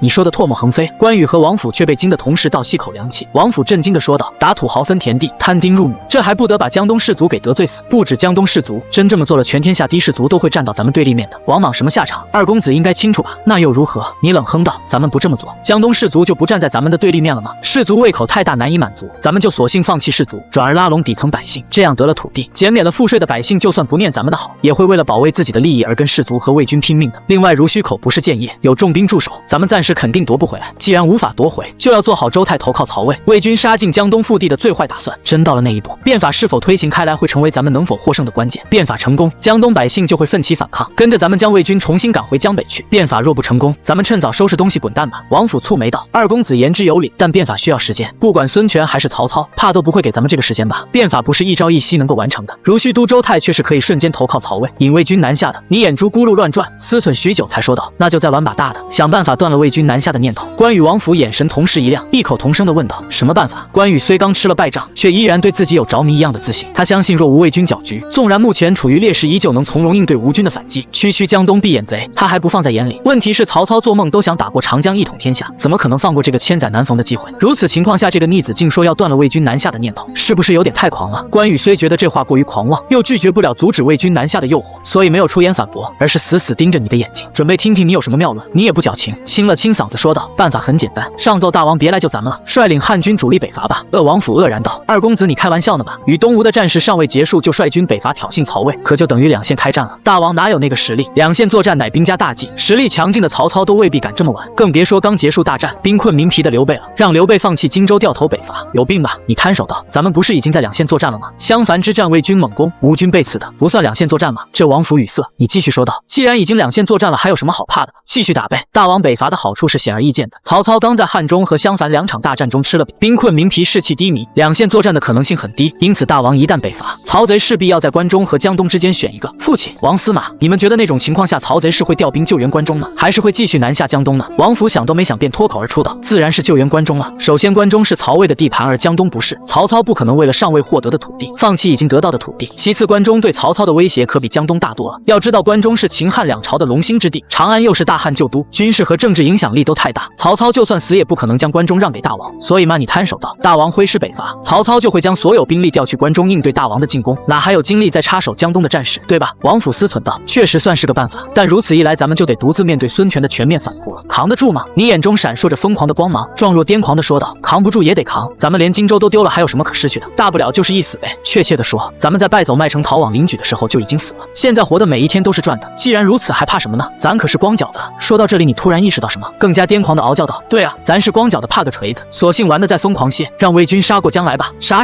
玩意？王府脑瓜子嗡嗡的，有点转不过来了。这小子疯了不成？关羽同样满脸震惊，却强迫自己保持冷静，边思索边询问道：“为什么？详细说说。”关二爷也是胆大包天之辈，而且落到这步田地也确实没有什么好怕的，只要能弥补丢失荆州的罪责，让他在刘备、诸葛亮面前重新挺直腰杆，他什么都敢干。你眼珠快速转动， CPU 超负荷运转的同时激动说道：“刚才王司马说了，关中不管是对大王还是对曹魏都比江东重要。大王若能顺利夺下关中，就算丢了荆州也能弥补回损失，对吧？所以我的意思是，将魏军引进江东，并且死定在江东大地上，然后让大王在边境观望，等咱们跟魏吴两军打得如火如荼的时候，再掉头北上杀进关中。蜀道虽然难走，但与关中的距离近呢。等大王杀进关中，曹操再想调江东魏军救援可就晚了。要知道江东到关中2000多里，等魏军赶过去，大王恐怕都已经拿下潼关了。”王府听得整个人都傻了，看向你的眼神跟看怪物似的，满是震惊。这太疯狂了！该死的关安国，怎么比庞统和法正加起来还颠？王府苦笑道：“太冒险了，纵然大王能顺利拿下关中，咱们也完了。这等于是拿他们自己吸引魏吴两军的所有精锐，从而给刘备创造北伐机会。平心而论，这个计划简直绝妙，成功的可能性极高。但你凭什么觉得咱们这点人能扛住魏吴两军的全面进攻？你特么是真不怕死啊？”你无所谓的说道：“玩就玩呗，人固有一死，迟死早死都得死，谁也不能长生不老，不是？反正我的办法就2个，要么请大王大张旗鼓的北伐，将魏军调去关中，减轻咱们这边的压力；要么声东击西，咱们在江东全面吸引魏吴两军的注意力，为大王夺取关中创造机会。你们决定。不过我个人倾向于第二种。第二种虽然风险很大，但夺取关中的收益也大。一旦成功，咱们就算全部战死，也能落个军功封侯。青史留名，青史留名4个字让王府陷入恍惚。他儿子可还在成都呢，若真能助刘备顺利拿下关中，凭借他在江东吸引火力的功绩，怎么着也能给儿子捞个侯爵吧？富贵险中求，豁出去了。如此想着，王府看向关羽问道：“使君，你觉得呢？”关羽想都没想，便在荣耀和生死之间选择了前者，拍案而起，厉声说道：“安国说得对，我关某人在败走麦城的时候就已经死了，现在活的每一天都是赚的。既然如此，有什么好怕的？这把生死局老子赌了。安国，你将那个什么打土豪分田地、摊丁入亩之类的想法写成奏书，我看过之后，咱们就全力推行。周仓，你明早乔装打扮一番，火速赶回成都上奏大王，让大王别管我们这边，尽快着手北伐，不要浪费咱们用命为他创造的机会。王府，你负责募兵求贤，给我尽快招募5万大军，有兵有粮，老子就算死守建业城，也能守个1年半载。建业是江东治所，城防不比江陵差，在粮草充足、兵源足够的情况下，关羽就算据城死守，也有信心守个1、2年。这么长的时间足够刘备拿下关中了。诺王府领命拜道：使君，凭借建业的城防，死守1年半载确实不是问题，但是有个前提，就是城内没有人捣乱。若城内士卒与吴军里应外合的话，别说1年半载，1个月咱们都未必守得住啊。坚固的堡垒往往都是从内部攻破的。就目前而言，城内士卒对他们的威胁远比魏吴两军要大。关羽蹙眉道：这确实是个问题。安国，对此你有什么好办法？守城战最怕的不是敌军强悍，而是城内有人反叛。城内叛贼与城外敌军里应外合的话，再坚固的城防也会瞬间崩塌。所以若想长期坚守，必须优先保证城内的安全，快速解决江东重臣不愿投降这个隐患。你想都没想便脱口而出道：最好的办法自然是全部杀掉，以绝。不行，绝对不行。王府惊得再次哆嗦，没等你说完便出言打断道：张昭、孙绍都是天下名士，岂能随意杀之？别说咱们，就是曹操也不敢轻易杀掉这种人啊。二公子忘了曹操杀边让的后果了，真杀了张昭、孙绍，曹操怕能乐得疯掉，刘备则会气得直接从成都飞过来清理门户，不带这么坑自己人的。你揶揄道：王司马，你先听我说完仨，急个啥子嘛？王府当场就是一个白眼，你说的这么吓人，换谁能不急啊？你继续说道：最好的办法确实是杀掉，但肯定是不能这么干敌，没有曹贼的命，咱得不起曹贼的病。既然不能杀，那就驱逐嘛，让他们滚出建业城，别在城中给咱们添乱总行吧。至于出城之后他们是会召集兵马攻打建业，还是会找孙权会合，为孙权出谋划策，对咱们来说又有什么区别呢？只要他们不在城内，就无法朝咱们背后捅刀子，想继续跟咱们为敌，就只能在战场上正大光明的硬干。真上了战场，咱会怕他们吗？王府捋须道：这倒是个主意，我建议再给他们准备点盘缠路费，将他们恭敬的请出城去，这样他们非但不会记恨，可能还会感激咱们，说不定咱们还能落得一个后代名士的好名声。江东士族对孙权并没有多少忠心，不愿投降只是不想背上被主的恶名，同时觉得投降关羽没什么前途而已。将这群人放出城去，他们跟关羽为敌的意愿不会太过强烈，前提是关羽不推行土地改革。你笑道：就是这个意思，但也不能全部驱逐出城，好歹留些人质嘛，比如他们年迈的父母、10岁以下的儿女，只要家人在手，他们就算跟咱们作对也会有顾虑。王府蹙眉道：将他们的家人留在城中，他们会同意吗？肯定会的。你笃定道：首先快过年了，天寒地冻的，谁也不忍心父母妻儿跟自己风餐露宿不是。其次，大王和父亲的人品有口皆碑，将家人交给父亲，他们会很放心，毕竟父亲不是曹操，没有好人妻的毛病。关羽气得吹胡子瞪眼，盯着你呵斥道：再敢胡言乱语，小心我抽你！你缩了缩脖子，继续说道：等将这群人驱逐出城之后，父亲就留在城中充当磁石，先将魏吴两军吸引过来，再变成钉子将魏吴两军死死钉在建业。至于孩儿，请父亲给我些许兵马，我出城打游击，一来袭扰敌军粮道，给他们制造麻烦；二来开拓通往荆南的通道，会和大哥看能不能趁孙权反攻建业的机会夺回江陵。关羽蹙眉道：这太危险了，城外没有城墙防护，吴军一旦全力追捕，你如何应对？你笑道：打不过还不知道跑吗？只要我在城外游击，敌军就不敢全力攻城，这样多少能为守城减轻一些压力。至于危险，咱们的处境还不够危险吗？为今之计，只有彻底将生死置之度外，才有可能置之死地而后生，为咱们为大汉博取一线生机。父亲放心，孩儿已经做好了为国捐躯的准备，我豁得出去。关羽听得热血沸腾，猛拍桌子道：好，不愧是我关云长的儿子，那就依你所言，让咱们父子彻底疯狂一回吧。会议结束，各自散去。你回到房间并未休息，而是点起油灯，连夜书写土改方案以及守城建议。你虽然相信关羽的守城能力，但碍于时代限制，很多经典战例关羽都没接触过。若将这些战例拿给关羽参考的话，关羽肯定能发挥得更好。你一直忙到天亮才睡，你睡着了，其他人却忙了。城门打开，辛肥罗申带着数名亲信返回大别山召集人马，周仓带着10名亲兵返回成都向刘备汇报。王府则忙着做张昭、孙绍等人的工作，让他们尽快出城滚蛋。跟他们一样忙碌的还有曹魏的密探。曹魏校士府这些年可没少往建业插钉子，建业发生这么大的事，校士府密探自然要用最快的速度将消息报上去。总之大家都很忙。江陵，孙权虽然顺利拿下了心心念念的荆州，却半点也高兴不起来，非但不高兴，反而焦虑的整夜睡不着觉。原因很简单，关羽消失了。前几天有消息称关羽顺着华容道去了荆南，他立即同意吕蒙的请求，命潘璋前往荆南追捕，同时命胶州刺史布置赶来长沙镇守荆南，准备将关羽彻底困死在荆州。结果调查得知，逃往荆南的不是关羽，而是他的长子关平。关羽就像人间蒸发了似的，怎么找都找不到。找不到关羽不说，逃到荆南的关平还不消停，勾结五溪蛮王沙摩柯，在武陵郡不停的打家劫舍，搞得地方官焦头烂额。现在的情况是，关平在荆南不断骚扰，关羽跟藏在暗处的毒蛇一样，让他时刻防着，半点都不敢松懈。那可是威震华夏的男人，就算只生一口气也不能掉以轻心。除关羽外，还要防着刘备和曹操。刘备吃了这么大亏，肯定不会善罢甘休的。至于曹操，自己虽接受了他的册封，向他表达了臣服，但曹贼什么人会在乎乎这个，一旦抓住机会，曹贼肯定会率军南下攻打江陵。他现在等于是四面受敌了，处理不好真会死无葬身之地的。更可恨的是荆州士族，这群混蛋知道自己在荆州根基不稳，不断出言威胁，试图从自己身上捞好处，所作所为比曹贼都可恨。关键自己还不能得罪，只能耐心的哄，日子过得那叫一个憋屈。孙权有些后悔奇袭荆州了，现在进也不是，退也不是，太难了，还没想好怎么应对。齐都尉于帆便冲进门来，行礼拜道：“主公，前往洛阳的使者回来了，说曹操最近病了，没见到人。”孙权冷哼道：“病了？真病还是假病啊？该死的曹贼想干什么？”于帆答道：“估计是真病了，毕竟关羽威震华夏，将他吓得不轻，加上他上了年纪又素有头疾，大喜大悲之下，病倒也正常。这么多天，终于等到一个好消息。”孙权忍不住笑道：“病吧，病死才好呢。对了，关羽有消息了吗？”于帆摇头。孙权刚升起的好心情瞬间荡然无存，咬牙切齿道：“该死的关羽，没回巴蜀，没去荆南，也没投靠曹魏，到底去了哪里？总不能去偷袭建业吧？”主公，不好了！话音刚落，左司马顾雍焦急的声音便从殿外传了进来，惊得孙权当场就是一个趔趄。顾雍是个稳重的人，遇事不可能这么急躁，现在变得如此焦急，只能说明一个问题：这次遇到的事超出了他的心理承受能力。于帆也意识到了这点，迅速转身朝殿门看去。在孙权和于帆的注视下，顾雍以100米冲刺的速度跑向殿中，谁料跑得太急，没注意脚下，进门的时候被门槛绊倒，当场甩飞，在地上滑行了好几米。此举如同一记重锤砸在孙权胸口，让孙权的心瞬间沉到了谷底。能让顾雍失态的事情肯定不小，难道刘备或者曹操打过来了？于帆是个急性子，不等顾雍爬起，便迫不及待地问道：“袁探，到底发生了什么事？”顾雍忍着疼痛，气喘吁吁地说道：“主公，江东刚刚传回消息，说关羽率军偷袭了建业，建业沦陷了。”“什么？你再说一遍？”孙权眼前一黑，天旋地转的，差点就晕死过去。于帆却猛地转身看向孙权，脸色那叫一个难看。该死的，竟被你个乌鸦嘴说中了！你的嘴开过光吗？见孙权似要晕倒，于帆顾不得再吐槽，连忙上去扶住孙权，安慰道：“主公，主公，你没事吧？”孙权眼前冒着惊心，耳边不断回荡着于帆的余音，无意识地问道：“怎么会这样？建业怎么会沦陷呢？关羽哪来的兵攻打建业的？前线战报明确说了，关羽败走麦城时，身边只剩300人不到，这么点人怎么可能攻得下建业城？那可是他亲自督造的建业城，不是墙没人高的小县城。”顾雍满脸苦涩地说道：“据建业传回的消息，关羽率领的是大别山的土匪。主公你也知道，关羽此人向来喜欢结交匪类，大别山的土匪投靠他不奇怪。”于帆闻言快速走到地图前，用手指在麦城、大别山和建业之间画了条线，愤恨骂道：“该死的关羽！败走麦城后，咱们都以为他会逃回蜀地，所以将兵力全都调到了西边，结果这个混蛋反其道而行，向东去了大别山，招募土匪攻打了建业城。这一击太致命了，简直是把东吴往死里整啊！只是现在才反应过来有个屁用。”孙权脑瓜子嗡嗡的，半个字也没听进去，满脑子只剩一个念头：完了，他拿了江陵，关羽夺了建业，双方看似平等交换，都没什么损失，实则不然。江东是他们孙家经营了3代的老巢，荆州是刚刚夺下的新地，价值能一样吗？他才刚拿下江陵，对荆州的掌控力薄如蝉翼。荆州士族若是知道自己丢了老巢建业，恐怕会立刻反水。还有吴军将士们的家眷都在建业，若是知道建业沦陷，谁还有心思作战？还有那群不服管的江东士族，恐怕这回已经琢磨着怎么向大耳贼或者曹贼表忠心了。丢掉建业的危害太大，稍有不慎自己就会死无葬身之地啊。反观关羽，孤军深入看似危险，但他有刘备这个外援啊。刘备若是知道关羽拿了建业，还不得倾巢而出率军东征啊？该死的关羽，这一击算是戳在了自己的命门上，压根没打算给自己留活路。意识到危险的孙权猛地抬手，给了自己一记响亮的巴掌，强迫自己冷静下来，盯着顾雍郑重问道：“袁探，消息谁送来的？可靠吗？”顾雍已经起身行礼拜道：“是军师派人送来的。”信使刚送来消息就累晕了。主公，军师送来的消息不需要质疑，当务之急是想出应对之计，该怎么办？需要尽快拿出个主意。孙权急得在原地来回踱步，思忖许久才说道：“败走麦城，陷入绝境，不想着逃回蜀地，反而向东偷袭建业，这不是关羽能想出来的计策，是谁的主意？事已至此，首先要搞清楚自己败在了谁的手里。”他研究关羽多年，对关羽比对自己老婆都了解，知道关羽想不出这种疯狂的计划，出谋划策的肯定另有其人。是谁？顾雍答道：“信使说了，是关羽的次子关兴。大都督攻破江陵时，他从成都赶到前线，回到了关羽身边。”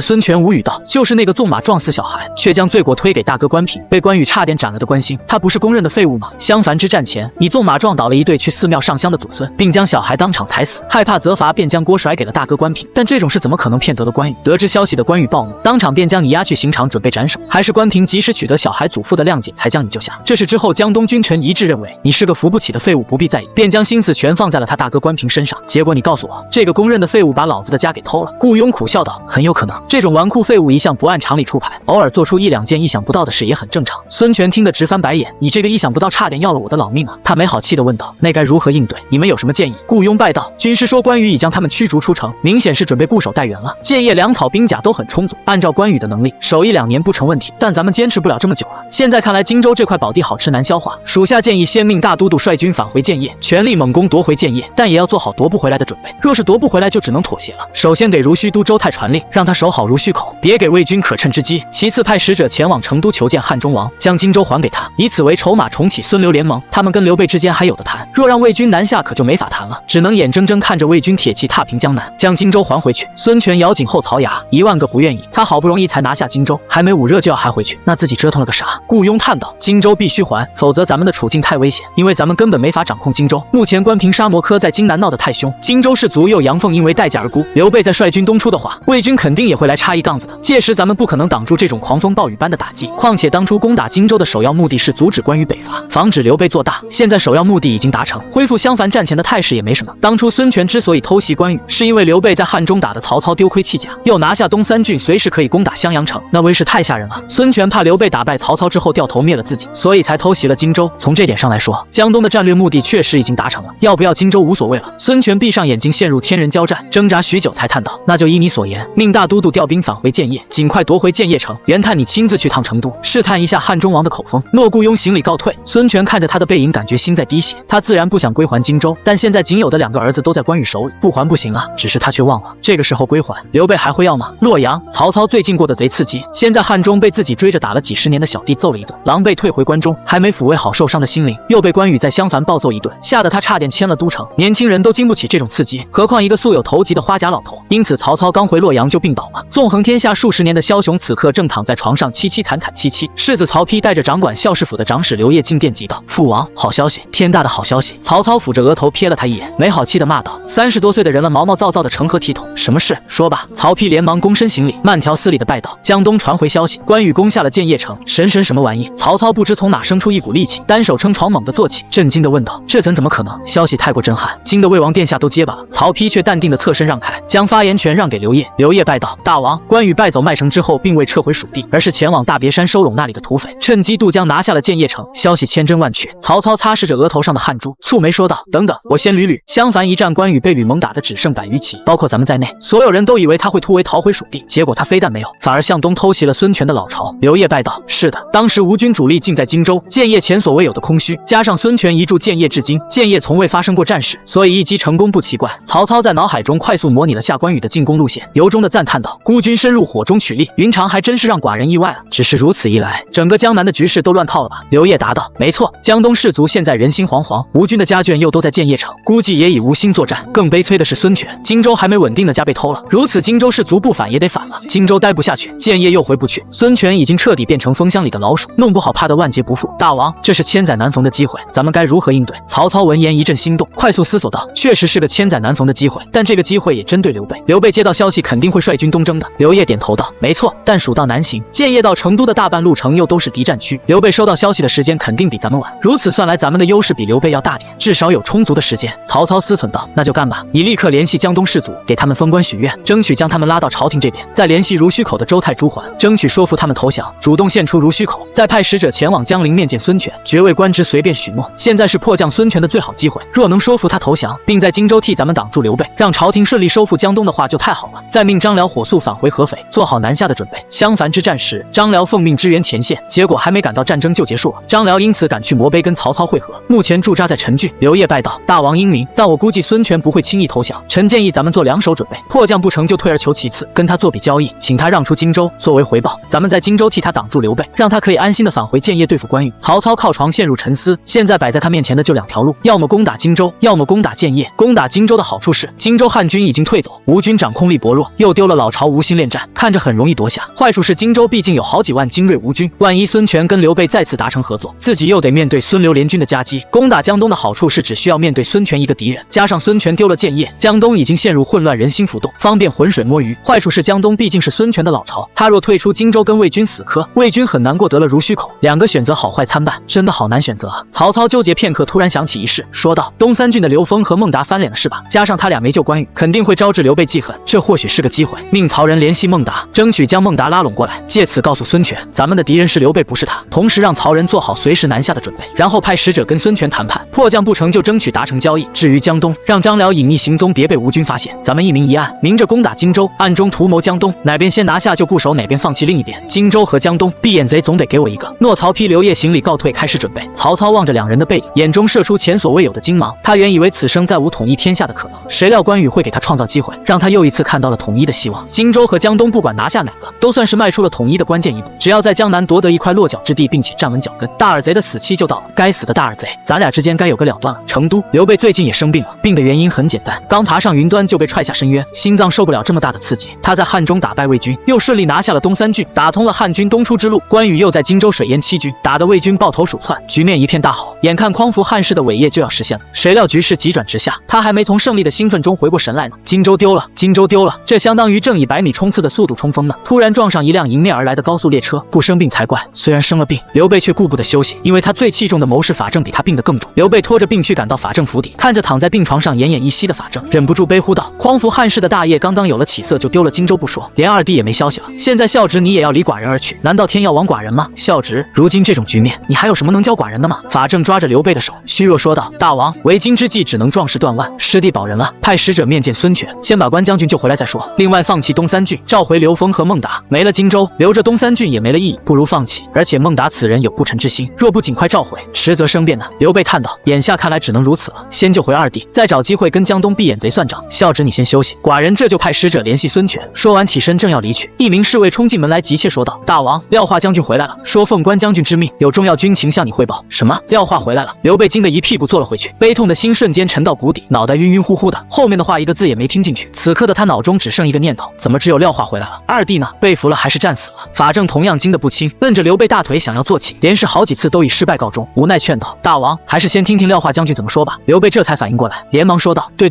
让廖化将军到这边来，把军师也请过来。廖化很快被到，凄惨的模样吓了刘备一跳。此刻的廖化披头散发，破衣烂衫，左脚鞋底和鞋身分家，将他的5根脚趾头全露在外面，右脚更惨，没有鞋子不说，连裤腿都少了半边，甚至腿上还挂着几道血痕。刘备看得心头一沉，他都这样了，那关羽呢？快60的关羽经得住这种折腾吗？刘备带着疑问走向廖化，准备先安慰这位忠心的属下，谁料廖化刚进门便扑通跪地，放声哀嚎道：大王，你可得为臣做主啊！刘封、孟达那俩混蛋！刘备懵了，你小子刚回来就告状是几个意思？他现在急于知道关羽的情况，哪有心思关心其他事情？快速走到廖化面前，抓住他的肩膀急道：爱卿请起，先跟我说说荆州的情况，二弟怎么样了？廖化顺势想要站起，试了下没成功，他现在又累又饿的，跪着就不想起来了，索性坐在地上说道：大王放心，关将军没有战死也没被俘，已经奔袭建业去了。什么玩意？刘备身后传出法正的惊呼声，不可思议的说道：奔袭建业！刘备还没来得及震惊失神，就被法正的惊呼声惊醒，回头发现法正竟已坐起，连忙回去扶他坐好，又倒了杯水亲自端到廖化面前，这才惊讶问道：是啊，这怎么可能？他哪还有攻打建业的力量？关羽麾下的兵力本就不多，又遭吴军背刺糜芳背叛的，连番打击之下，身边怕是1000人都不到，这点兵马攻打建业，开玩笑呢吧？廖化喝完水才说道：是这样的，当日关将军带着我们杀出麦城，原本是打算撤往灵举再回蜀地的，却被安国公子及时拦住了。安国公子说吕蒙早已在灵举布下天罗地网，我们去了就是自寻死路，死拽住关将军的马缰不让他走，并向关将军提出了突围的上中下3策，下策向北佯攻襄阳，争取挑起魏吴两军的战乱，再寻找机会趁乱逃走；中策是向东赶到汉水边，再向南沿着华容道退往长沙，在荆南继续跟吴军作战，同时静等大王东征。上策是向东奔袭建业，与孙权换家。这话信息量太大，撑得刘备脑瓜子疼，愣了半天都没回过神，下意识的喃喃道：孙权刚夺了他的江陵，他就去偷孙权的建业，二弟的报复心啥时候这么重了？法正却跟等待多年终于等到知己似的，惊喜的说道：妙计啊！当时那种情况下，吕蒙肯定以为关将军会突围回蜀，必然会将所有兵力都调到西边围堵，如此其他3面可就空虚了，尤其是东边，吕蒙打死也想不到关将军会在那种情况下袭击他的老巢，所以肯定没有防范，向东看似死路，实则生路啊！刘备终于消化完这个惊人的信息，连忙问道：所以二弟选择了上策？廖化答道：没有，他3策全选了，命臣向北佯攻襄阳，将吴军引去襄阳城，又命关平公子向南，在荆南打游击，准备策应大王东征，自己则亲率剩余兵马攻打建业去了。臣是从东三郡回来的，回来时特意停留了片刻观察吴军动向，发现吕蒙亲率吴军精锐先从灵举赶到襄阳，又从襄阳赶到房陵，准备围堵我们，那动静看得臣惊出一身冷汗。当日我们真从灵举突围的话，肯定已经死无葬身之地了。刘备紧张的额头布满了汗珠，听完庆幸的说道：幸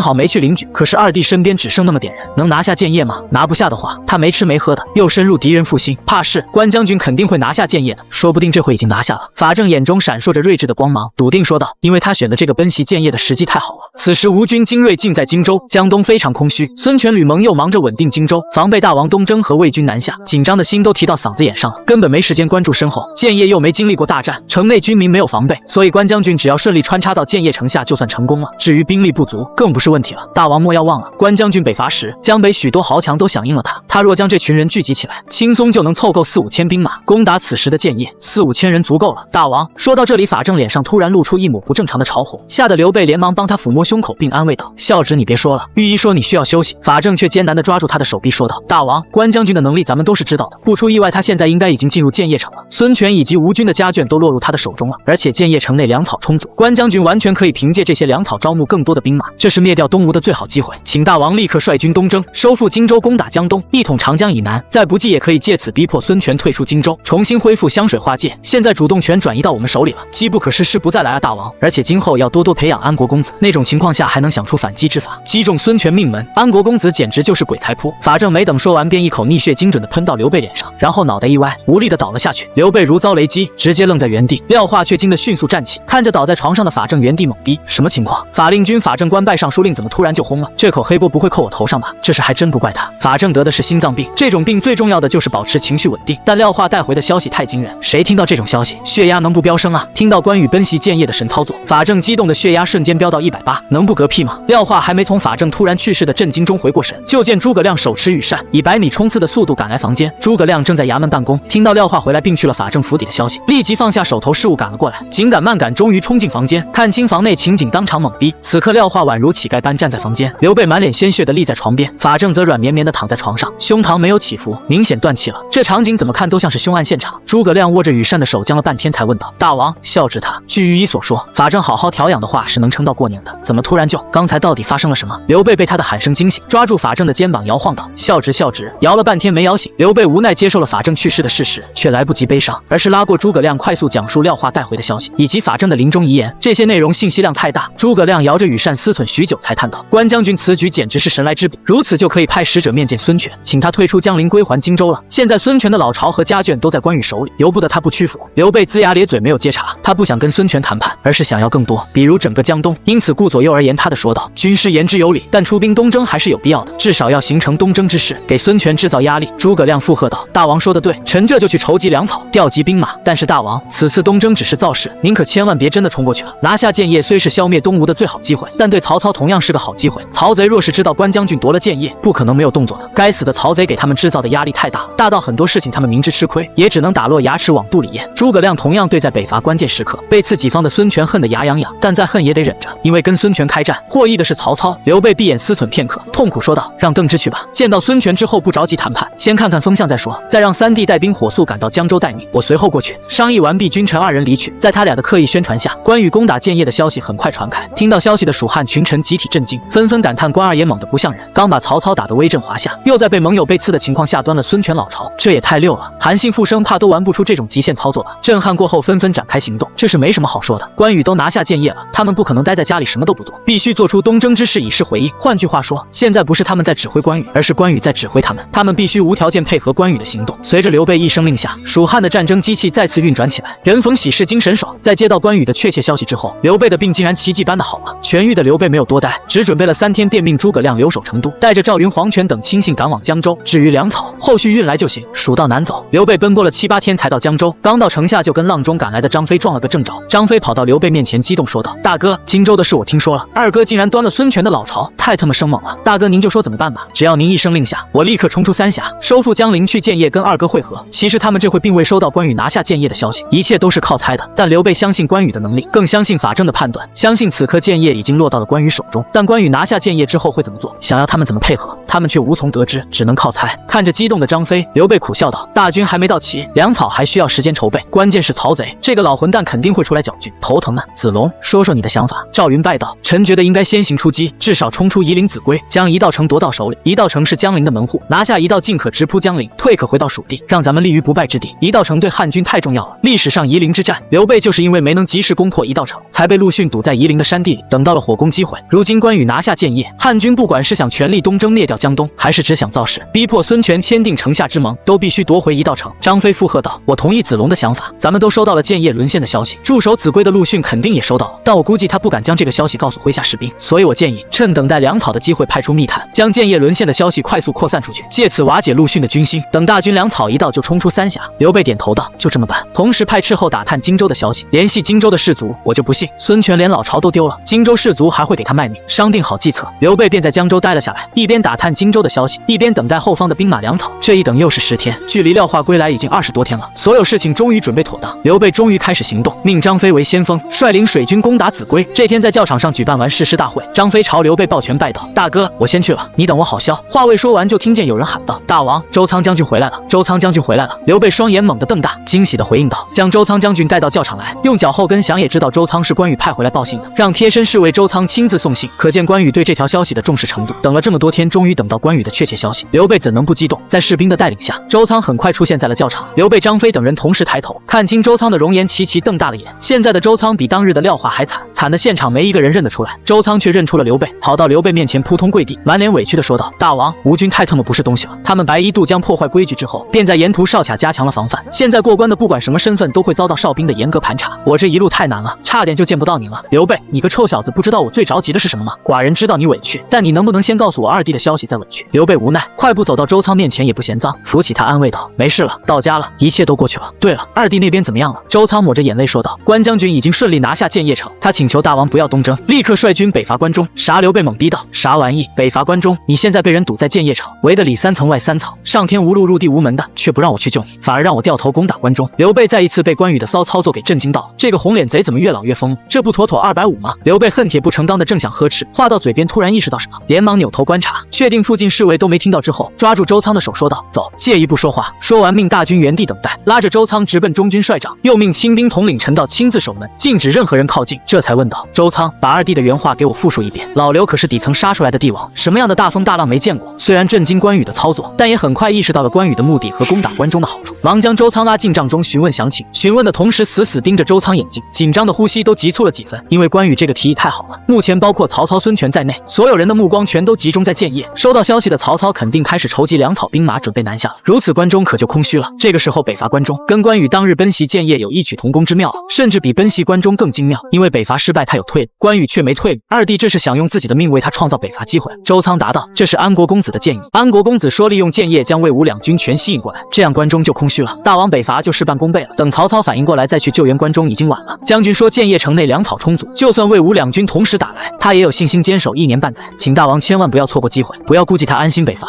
刘备点头喊道：“书至陈道的字，带周将军下去休息。”送走周仓，刘备看向张飞、赵云、黄权等人问道：“你们怎么看？”张飞急道：“关中确实空虚，大二哥的处境太危险了，咱们不去救他的话，他坚持得下来吗？”赵云思忖道：“建业可是孙权亲自督造，充当都城的地方，守个1年半载应该不成问题。这么长的时间足够咱们拿下关中了。等拿下关中再跟孙权谈判也不是不可以。相反，继续东征的话，极容易引得曹操出手搅局，战局可能会多出许多变数，最后反而害了关将军。”黄权接茬道：“我同意子龙将军的意见，目前最大的变数是孙权，咱们不能把孙权逼得太狠，否则他情急之下投降曹操，咱们可就乐极生悲了。若退一步，将荆州暂时让给孙权的话，依旧掌控着大半个江东，并且拿到荆州的孙权绝对不会甘心降魏，他不投降就会替咱们牵制住曹操部分兵力，为咱们北伐提供助力。但为防止曹操察觉提前防范，或者孙权察觉给咱们捣乱，东征的架势还是要做的。我建议继续东征，攻打秭归夷陵，但一到城就不必攻了，大军驻扎夷陵，做出东征之势就好，免得把孙权逼急了。”刘备思忖道：“公衡黄权的字言之有理，不过这么大的事应该听听军师的意见。”命军师火速赶来江州，话说一半突然收住，迟疑片刻改口道：“算了，信使回去通知军师，军师再赶过来太耽误时间，我亲自返回成都找军师商议，你们按照原计划继续攻打秭归夷陵，在夷陵等我就行。”诺几人行礼告退，张飞却留在最后，等所有人都走了才担忧地说道：“大哥，咱们真逮到北伐的话，二哥怎么办啊？他顶得住吗？关羽的处境太危险了，四面八方都是敌人，而他所能依仗的只有一座建业城，那种十面埋伏的绝境，别说身临其境，光是听听就感觉头皮发麻。”刘备苦笑道：“你说的我都明白，但公衡说的对，咱们若执意东征，逼得孙权降了曹操的话，云长就彻底死无葬身之地了。眼下只有孙权跟曹操继续明争暗斗，云长才有机会在他俩的夹缝中周旋，从而坚持更长时间。所以说继续东征非但救不了云长，反而可能置云长于死地。相反，放弃东征掉头北伐，围魏救赵或许才是救云长的最好办法。这么说你明白了吧？这里面的弯弯绕太多。”张飞想得脑仁疼，拍着脑门说道：“算了，我相信大哥你不会害二哥，我去准备出征了。”见他要走，刘备连忙拉住他笑道：“三弟，刚才的事哥得夸你，你在教场上听到二弟让咱们北伐的消息，竟然没有尖叫出声，奇迹啊！今天怎么忍住的？”张飞的嗓门可是能喝断当阳桥的，一嗓子出去大半个教场都能听见。当时教场上那么多将士，里面肯定有魏吴两军的密探，张飞若真嚎叫一嗓子，把关羽请求北伐的消息扩散出去，他们也就不用北伐了，准备跟孙权死磕吧。张飞闻言愕然片刻，摸着脑袋傻笑道：“不是忍住了，而是这个消息太过震撼，我一时没反应过来，等反应过来时你已经赶来率帐了，我只能跟着。”刘备无语，拍着他的肩膀笑道：“准备出征吧，北伐的事记得保密。”诺张飞欢天喜地的离开大帐，在教场做了一番简单的战前动员，便急匆匆的率领大军去了秭归。刘备也没耽搁，骑上快马火速赶往成都找诸葛亮商议。这么大的事不问问诸葛亮的意见，他不放心。这次刘备只带了陈道等10余名侍卫，仅用2天便返回成都，进城没有回宫，而是直奔诸葛亮府邸。诸葛亮接到消息火速出营，诧异问道：“大王怎么突然回来了？可是出了什么变故？”进去说。刘备拉着他走进大厅，确定隔墙没耳，才将关羽送来的消息复述一遍。诸葛亮同样震惊的瞪大眼睛，愣了许久才回过神，原地踱步道：“好主意，不管怎么说，咱们最大的敌人始终是曹操。若能拿下关中，把荆州暂时让给孙权也没什么。孙权就算得了荆州，也对咱们造不成致命威胁。曹操却不同，随时能拍死咱们的。不过姿势体大，此事得好好计划一下。”说话的功夫，诸葛亮脑中便浮现出了一套迷惑孙权、曹操、伺机夺取关中的方案。诸葛卧龙缺乏的只是思路，而非智慧。只要戳破那层窗户纸，他就能举一反三，甚至举一反十。向刘备讲述完自己的北伐计划，诸葛亮由衷的赞道：“先奇袭建业，后北伐关中。安国公子的思路还真是天马行空啊！”与诸葛亮商议完毕，刘备便开始为北伐做准备。此次北伐的本质是偷袭，偷袭就意味着一切都只能偷偷进行，兵力不可能太多，因为汉军主力还要做出东征态势迷惑孙权和曹操，因此用于北伐的兵马就很有限了。刘备只能抽出2万，还全是老弱病残，将领也不会太优秀，赵云、张飞一个都不能取，只能调动霍邑、颜之、高翔等小将以及王平这个降将，撑死加个汉中太守魏延。这些都安排好，最困难的问题来了，谁挂帅？刘备不能取，他得留在夷陵前线吸引火力，否则他若消失，肯定会引起曹操的怀疑。关羽倒是可以，但人在建业根本回不来，如此留给刘备的选择就只剩一个，诸葛亮。除诸葛亮外，其他将领都没有独当一面的能力，老刘实在是无人可用了。北伐准备完毕，刘备又将目光投向了东三郡。刘封和孟达的事情该解决了，他原本是打算将刘封、孟达召回成都治罪的，现在看来只能延后了。北伐在即，正是用人之际，实在不宜内部生乱，所以他给刘封下令，放弃房陵、上庸，全力固守西城，防止魏军由东三郡进入汉中，同时命孟达火速返回成都听命。孟达那个反骨子肯定是不会回来的，刘备也不是真要将他召回，只是想借此机会逼他投降曹操而已。钓大鱼得下重饵，想将曹操吸引过来，不给点好处怎么行？孟达就是刘备扔给曹操的鱼饵，不幸曹贼不上当，做好安排。刘备顾不得单个火速返回夷陵前线，临走时还特意带了一个人，马谡。老刘别的本事没有，识人的眼光却是杠杠的，他知道马谡这种人成事不足败事有，